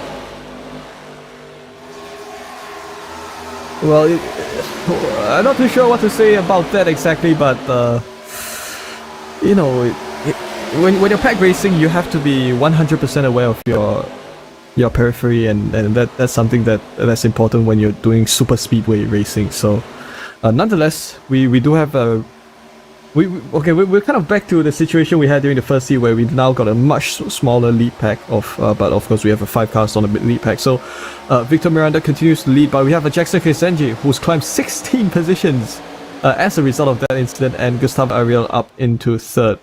Tim State, of course, one of our American drivers within the session. Someone's kind of gone out there. Ariel's in someone's the pit going to lane, pit. so that might have been a no. penalty. He might have been given a penalty for that one. It's not damage. His car is more or less fine externally. So there goes one contender for the race win, and he was our race 1 winner. So Heat 1 winner. That is something a turn up for the books. Now Resende and Miranda are going to hook up with each other here because they're both part of the same team as well. Tony Kanan boys are going to try to lead the way with Tim State. The VR shot at Tim State. He will definitely be relishing this again. Win of virtual home colors. We have a replay what happened on lap 4, where the big one was taking place at turn number 3. Oh, there we go. That's why the M&M's car was up in the barriers as well. And your heart goes out to those guys who are not really responsible for it, but they just happen to be there at the wrong place at the wrong time. Yeah, that's the unfortunate outcome of pack racing in so many ways. You can't be, sometimes you're wrong place at the wrong time and you just become sitting duck, and there's nothing much that you can do. But we have to look at An Jae-han, who's now found himself all the way up to 7th position. He, of course, he's the number 14, only driver from Korea with our roster for this race. So Jae-han would probably think of maybe sitting in the slipstream as long as possible. But I do notice that these cars are having trouble making bump drafting work, because these cars they're not really bumper to bumper close enough yet, which is quite interesting. But it is quite dangerous as well, because the moment that you actually hit somebody in the wrong timing, that's enough to send them all spinning. As we saw Wei Han just now lifting his eyebrow a bit, probably because he saw Connor Healy passing in and out of reality for a second. So hopefully those two can actually get on with the job without a big crash either way. So we'll be paying attention to that one as well. As up in front, we got an American, 3 Brazilians, and an Argentine in 4th, with a Jeff Gordon livery in there for good measure. There's the picture-in-picture. We're having the inset here, the battle of P6 between Healy, Hanan, Jae-han, and Kasakurt. No, that's not Kasakurta. That's actually one of the M&M's cars earlier that was involved in the start line accident. So we're not going to mind him too much. We're going to focus on here the battle for P number 1, the real position that really matters. Yes, Healy and Jae-han are also having their own little battles there, waiting for the other drivers behind to cut up the slipstream. Resende working well here with his fellow Brazilian to stay up in front.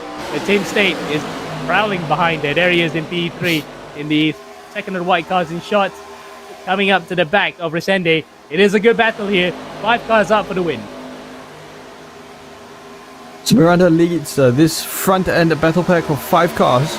And of course, Facundo Rago is the driver in 5th who bounced this pack of 5. So there is quite a bit of a gap between Resende and State. So that gap should be closed if the rest of the drivers kind of want a shot at this. So nobody dares to take the outside line. Nobody dares to form a new breakaway along the outside. So at this point, which is quite interesting, maybe because the pack isn't that big anymore. So well, that's just going to mean that Miranda will continue to hold on to the lead at least until someone decides to pull a move. But we have quite an exciting battle for 6th position that's currently held by Connor Healy with An Jae-han in 7th, and that too has become a single. Oh no, there's someone along the outside. We're just going to quickly have a look at the picture-in-picture action there. Oh yeah, it's okay. That's great. Thanks so much, Jacob. So there's some side-by-side racing there between the number 4 and 10 machines. So there's Connor Healy currently in 6th position, and he's probably potentially going to be overtaken by that car along the outside. I'm not sure if that's lap traffic or not. Yeah, oh yeah, that's David Toth. Toth actually in the high line, and that's car number 2 in between 22. In fact, it's Diego Villarreal, isn't it? No, that's not Villarreal. That's Vinicius Dean. So Vinicius Dean is in there as well, but he is not part of this battle pack for track position. Actual position or track, it's just track position. He's trying to use the slipstream as well. There is Zamperlini behind the Paradigm as well. They're going around the outside of the guys who are actually battling for the top 10. Would you believe it? So that's the number 10 who's helped the guys along the outside punch a hole through. Great, good guy Tom that leading the outside line. You know, when you're the car leading the high line, you actually have a much tougher job because you have to trust the guys behind you, not to then bail from you and jump back to the inside line. Sometimes when you're outside there, it can feel quite lonely especially when some cars they come out and then they go back in again and you're kind of left there hanging. So it will be on the cars 2 and 327 not to leave car 10 hanging right there. So you know, one of the things with speedway racing is with super speedway racing is that you have a lot of teamwork strategies go on. Even if the drivers around you are not your teammates, you can kind of count on them at some points to kind of make your overtaking moves work. Yep, and in this instance, you also rely on your fellow countrymen if you have one in between. Like Miranda Resende up in front, they're still managing to gap themselves. Another huge one there. Oh, big one there. And those guys who were having a bit of hope earlier have now have the hopes completely smashed out of the way. As we now look up in front, it looks as though Tim State has lost touch with the top 4.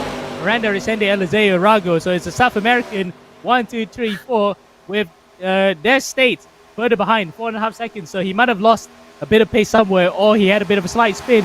Whatever it is, the momentum's now on his side. So what started out looking really promising for a podium here, or at least a chance for a win on home soil, has gone up to smithereens for at least this instance.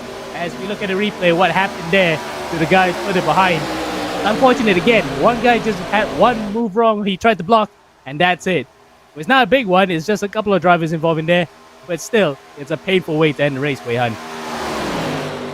Yeah, most certainly is Amir, but the racing still goes on nonetheless. You know, we don't have yellow flags, so that kind of keeps the race duration compact. So Victor Miranda continues to lead with Jackson Risenji in second, and of course Eliseo and Rago kind of want to make this work for them as well, because I think Rago right now is quite patiently sitting in 4th position. So quite a fair bit of a gap between Rago and Eliseo. So you have a good perspective of the race from Resendi's cockpit indeed, and you can kind of see that even if you're fast, Resendi deciding to back off there. He doesn't dare to kind of go full slipstream and probably give a bump drop, because with these cars it can get quite tricky. You can kind of look at the bumper alignment. Rear and front bumper, you don't really have a steady contact point there, so bump drafting can get quite a bit difficult. Nonetheless, we'd like to see if anyone dares to really go full on bump drafting as we would see with the Gen 7 cars, the next gen cars indeed. So some lap traffic along up there, high up there, giving way to these guys up top. Yeah, that was Zampolini going out of the way. Of course, he was involved in another accident just now that we saw in the replay. That really finished him off. So no points here today for him, and no cash to walk away as well. They'll just have to circle around and wait that if any accident would happen to the guys in front of him. Certainly, he would not be wishing it upon his fellow Brazilians who are occupying the podium positions right now. Miranda Resende and Eliseo, your top 3. As a back marker comes out of the apron in the worst way possible. Luckily, no one had to take too much of a drastic avoiding accident. Otherwise, we might have had an accident in the top 4, which would have left Connor Healy up in front. How we would have loved to have that one, of course. But they're working together now. We're into the final 6 laps of this race. And Rago then is just watching brief in case something happens. There's the battle for P11 further behind. Mora, Gaspar, Farrell. That's between the 3 of them. And there's a 4th player in there who is not part of that particular pack in terms of positions, but he just wants to get track position ahead of both of them. There is another back marker up in front. Let's hope that they are going to be disciplined when they go through here. Zampolini on the high side. And that is the Villarreal. So Villarreal in P14. P14 is actually going to give a bit of a drop, but Zampolini going high manages to overtake the pair of them. In fact, he has gone and sprint away ahead. So he's broken out the battle a bit. There goes Rago up to P3 in front of Eliseo. So Eliseo is the biggest loser out of all that. He lost a bit of momentum there. Now Resende and Miranda can continue their tandem draft. So Zampolini once again being giving way to guys on the lead lap. Miranda continues to lead this action here as he continues making his way past the trioval, and we're back to like the 4 cars within one pack again, with Miranda leading and Jackson Resende in second. So I think Rago made a position gain with a well-timed overtaking move. But right now we'll see if we've only got like 4 laps of racing to go. We might see someone perhaps swing wide and go for a move for the race lead, because right now Miranda, if you're a race leader at lap 19, it doesn't mean that you'll be a race leader in lap 20. And if you're a race leader at lap 20, it doesn't necessarily mean that you'll be the first to take the checkered flag. And that's something that's so unique about super speedway racing. We saw just now how close it was at the finish when Burnett nearly got Gustavo Vieira the line, but it looks as though we might be looking at the same thing here. But it's a bit more friendly, isn't it? Because it's Brazilians who are working together and their teammates as well, trying to fend off an Argentine behind them. So that would definitely be an interesting war between the two nations here, who are fierce rivals in football, of course. How they will love to settle their arguments on track as well. As Rago then looks as though he's kicking it up a notch here. He's trying to get up to the back of Resende. We still have 3 laps to go, 2 laps after this as well. When they come across the line, 2.5 now where we're at, coming out to turn number 3. Tim State still managed to hang on to P5 somehow, but he is 20 seconds ahead of Gustavo Ariel, so he'll be happy to watch brief here. Unless, of course, again, if something happens between the 4 of them here at the front, we're looking at a home win for Tim State. But what are the odds of that happening, Wei Hun? Well, it could be anyone's guess at this point, because you know, anyone could decide to pull off another overtaking move. Well, we are at 2 laps of racing to go, and it is Miranda in the race lead with Resende in second, but that may not necessarily carry through later on. So, of course, Resende and Rago, both drivers, seem to be planning on making a move. As Victor Miranda, you can see that he's driving really attentively, as much as possible, trying to hold on to his race lead. So, of course, underneath that demeanor is he's absolutely trying his best to maintain his cool as he wants to take this all the way to the finish. So, as they come upon the trioval for the second last time, it will be the white flag this time by, and it is going to a final lap of racing. And once these drivers clear turns 1 and 2, already quickly Resende tried to make the overtaking move work there. He already, I think Miranda can already kind of see that he's going to kind of have to expect some overtaking moves to come by past him. So they're on the backstretch for the final time, the Daytona Super Speedway backstretch, and with Miranda along the inside still, it could be anyone. Okay, that's a wild horse there. That's 327 along the outside, blocking any attempt by Jackson Resende just off for an overtaking move. Huge hit to finish the race. That's going to see the race win. Rago has taken the victory here across the line, and sideways goes Victor Miranda into the pit lane and might be into his pit box. But that was the sort of accident that Tim State would have wanted, and he's on the podium, would you believe it? He manages to take a Resende. The 2 teammates have hit each other out. That is a turn-up for the books. What a crazy finish. We must get away with the rug after that one. The Jeff Gordon livery car wins at Daytona for the first time in well over 2 decades. What a finish there we are. I mean, I have no words. I had no idea that was going to happen. I was expecting a move by Resende, but he had a huge a huge crash to finish. That is in true NASCAR Daytona fashion, ladies and gentlemen. That's how you end. Yes. So what an exciting race it has been, and in spectacular fashion, the race win goes to Facundo Rago, as we least expected. You can see that he's definitely really pleased with his last minute race win, and that's definitely great stuff indeed. So wow, what an exciting race here at Daytona. Well, you know what you call it, commentators first, right? Or the commentators like we just jinxed it. I mean, I did say, what are you that happening? Well, it did happen, and in fact, State has been given second place behind Rago. So something happened to whoever was finishing second earlier, that it dropped all the way back somehow. So Zampolini was the one that caused that accident to happen to begin with, because he really went on the high side trying to challenge for track position. But something that Facundo Rago would not be complaining too much. He has the win in front of Tim State and Jackson Resende. 3 nationalities represented in the top 3. Elizeu 4th, and Gustavo Ariel 24 seconds behind in 5th. He'll be taking that either way. Zowski, Christensen, Gaspar, Mora, and Farrell could be your top 10.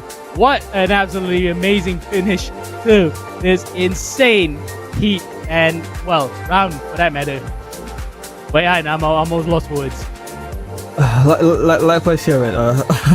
I'm not sure what to make of this, but it sure has been quite an eventful race, and with there's so many things that we haven't really expected. So certainly an exciting outing here at Daytona. Exactly what you would probably expect when you take 2020 fast stock cars, cup cars racing here at Daytona. And well, it has been an exciting outing. We've seen different drivers kind of play different strategies here at Daytona. Some drivers with more, I guess more calculated strategies, and some drivers maybe just winging it and seeing what exactly happens after they find out how the strategies turn out. But otherwise, I think it has been quite an interesting outing here at Daytona for everyone involved. Absolutely, and I think a well-deserved win for Kunderaga as well. He hung back so much of the race. He waited so patiently until the final lap where everything fell on his lap and he just took it with open arms. It was just the sort of thing that every good NASCAR driver does, where they just played their cards close to their chest and waited until they go all in. And that's what Kunderaga did. He went all in on that very final stretch all the way to the start-finish line. We definitely need to have a word with him, how that race played out from his point of view.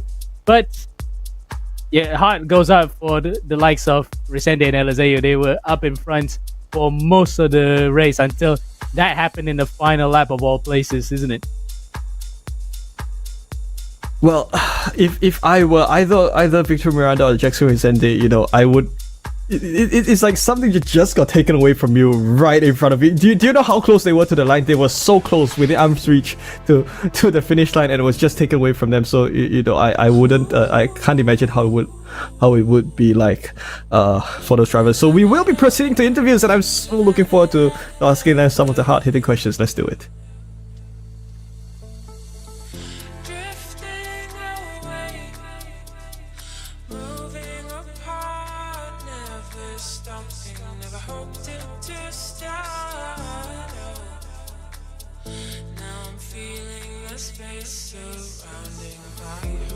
Hi Facundo, good to see you.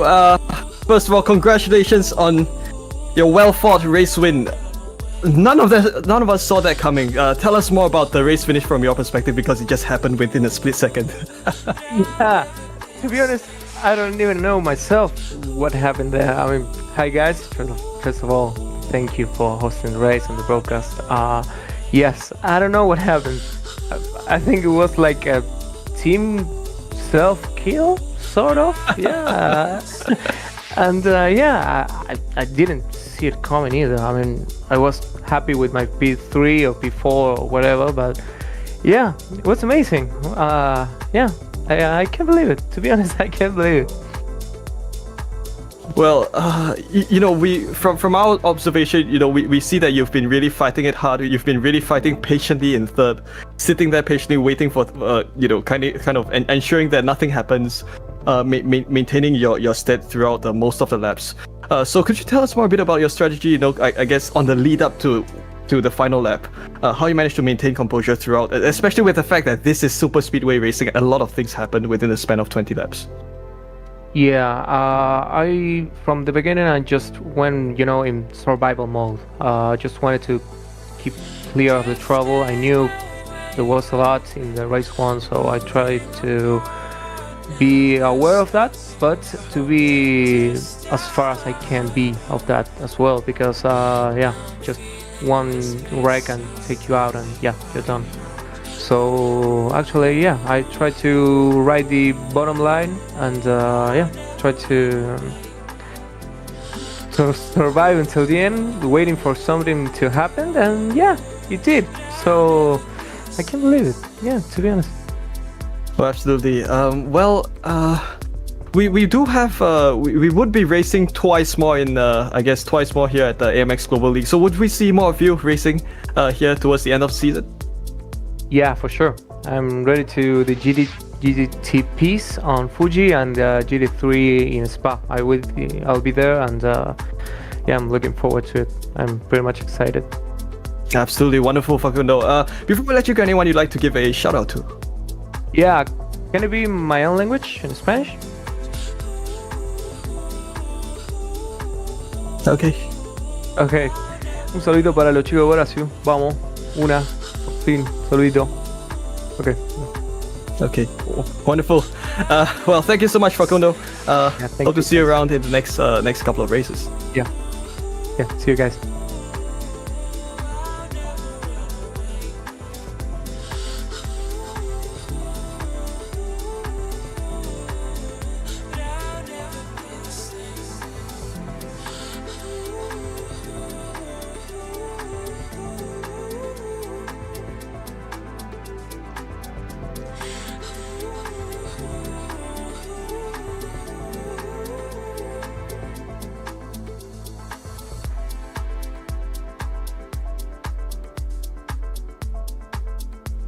Hello. Hi, Samuel. Good to see you. Welcome to AMX's broadcast. So, we've come to Daytona, and it's been quite an interesting race. And of course, for both of the heats, we've observed some great racing action up front where you were involved in. So, could you tell us more about how the race went on from your perspective for both races? I'm not really an oval guy. I'll admit that. So I kind of have been practicing today, and that's most of my oval seat. So it was a little stressful, to be honest. I mean, it's really close racing. Like, it was a lot of trying to get the draft going and not like stepping out of line, because you really just lost all momentum the second you got out of line. I don't know. I think I rode the high line for most of it, and it wasn't by choice. It was kind of just because I got stuck there. So. Yeah, well, in super speedway racing, oftentimes you would have people kind of rotating between the inside and outside, and like sometimes the outside line is oftentimes used by drivers who intend to overtake. But of course, when you have a lot of cars in the pack, you sometimes you would have a situation where you're stuck out there, and it kind of feels bad, right? Like when you're kind of left out there, it feels like you're kind of left hanging. Yeah, no, I definitely got stuck in a couple of positions I didn't want to be in, but I mean, I think it was definitely a patience game. Well, so as we move on towards the end of the season, we're coming towards the end of the season. Indeed, we've got 2 more races. So would we see more of you racing later on in the season? Yeah, I think I signed up for the F3 race on Sunday, and then I mean, I'd hopefully like to get into 1 or 2 more before the season ends, but I don't know. We'll see how that goes. Okay, that's great. So, Samuel, before we let you go, anyone you'd like to give a shout out to? No, not really. No worries. All right. Thank you so much, Samuel. And we'll see you around in the next 2 rounds of racing here at AMX. Thank you, guys. Thank you.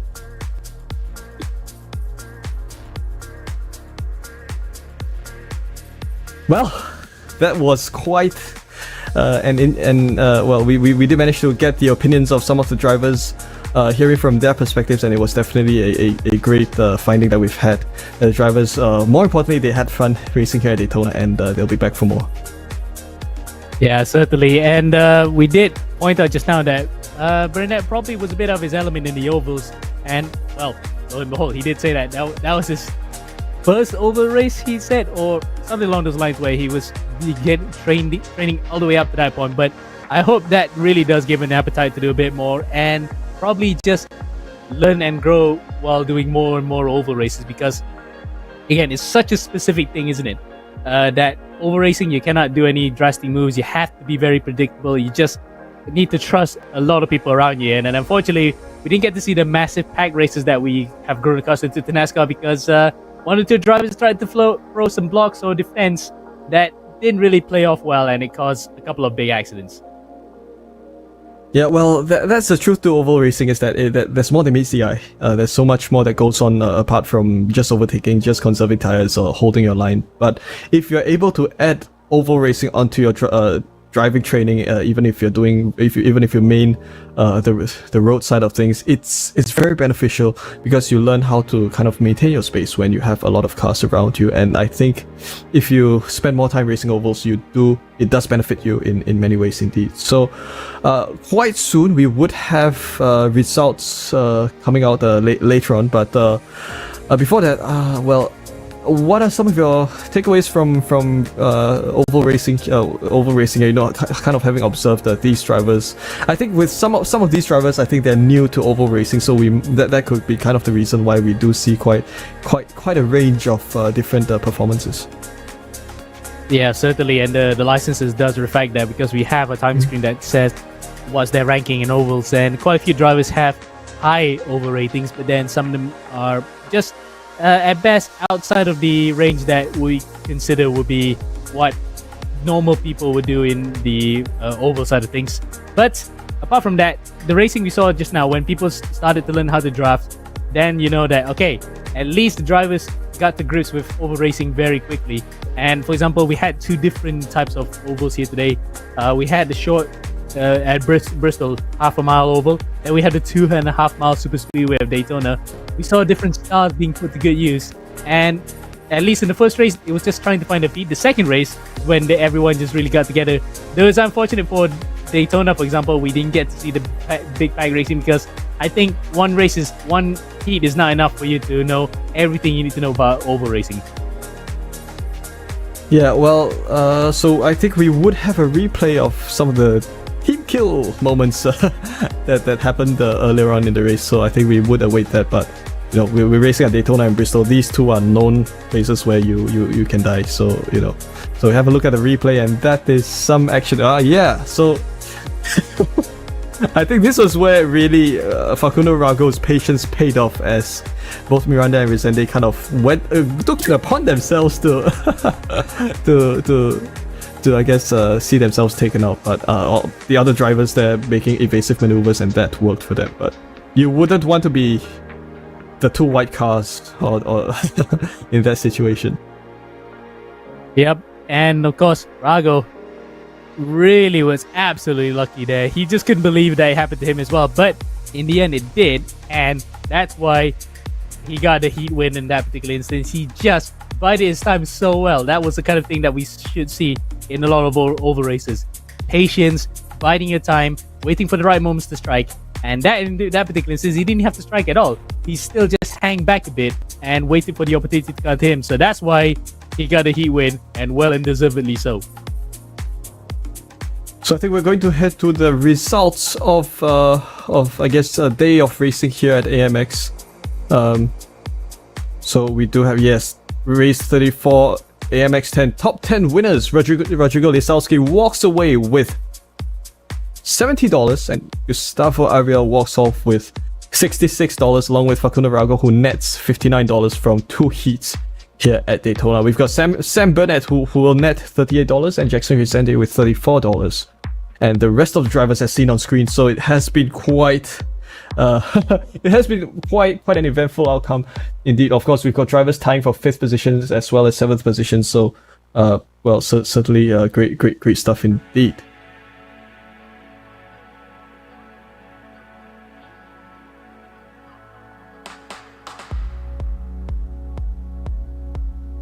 So well, we do sorry, Amir. Yeah. Go ahead. Sorry. Yeah, go ahead.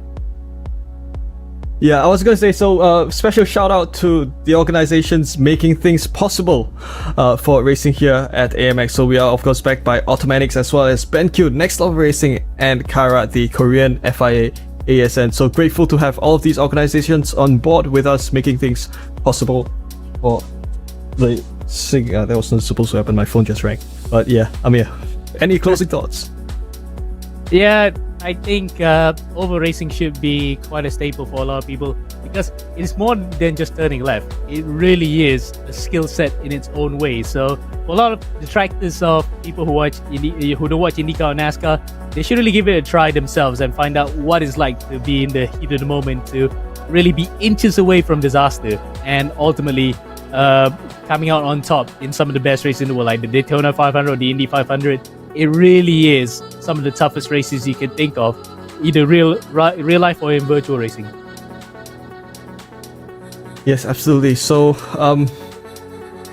if you are on social media, definitely give us a follow on our Instagram, on Twitch, Twitter, X, on Discord, as well as this YouTube channel, as well as on TikTok. And also, if you're interested in racing with us on AMX, head over to amxrace.com. Yep, I think that's pretty much it for today. So, apparently there's no race on this weekend, but this Saturday, but it is for next Saturday, isn't it? Wei Hao, because we got word on that one after this. Yes, so we've got two more days of racing to go. This Sunday as well as next Sunday. So, yes, both this and next Sunday. So, well, definitely two more instances for drivers to go on one last hurrah. So we would definitely see drivers going all out. Of course, one of the races will have some of the more exciting cars on the iRacing service. So, until the next broadcast, this has been Amir Haziq and Wei Han. So we will see you in the next broadcast.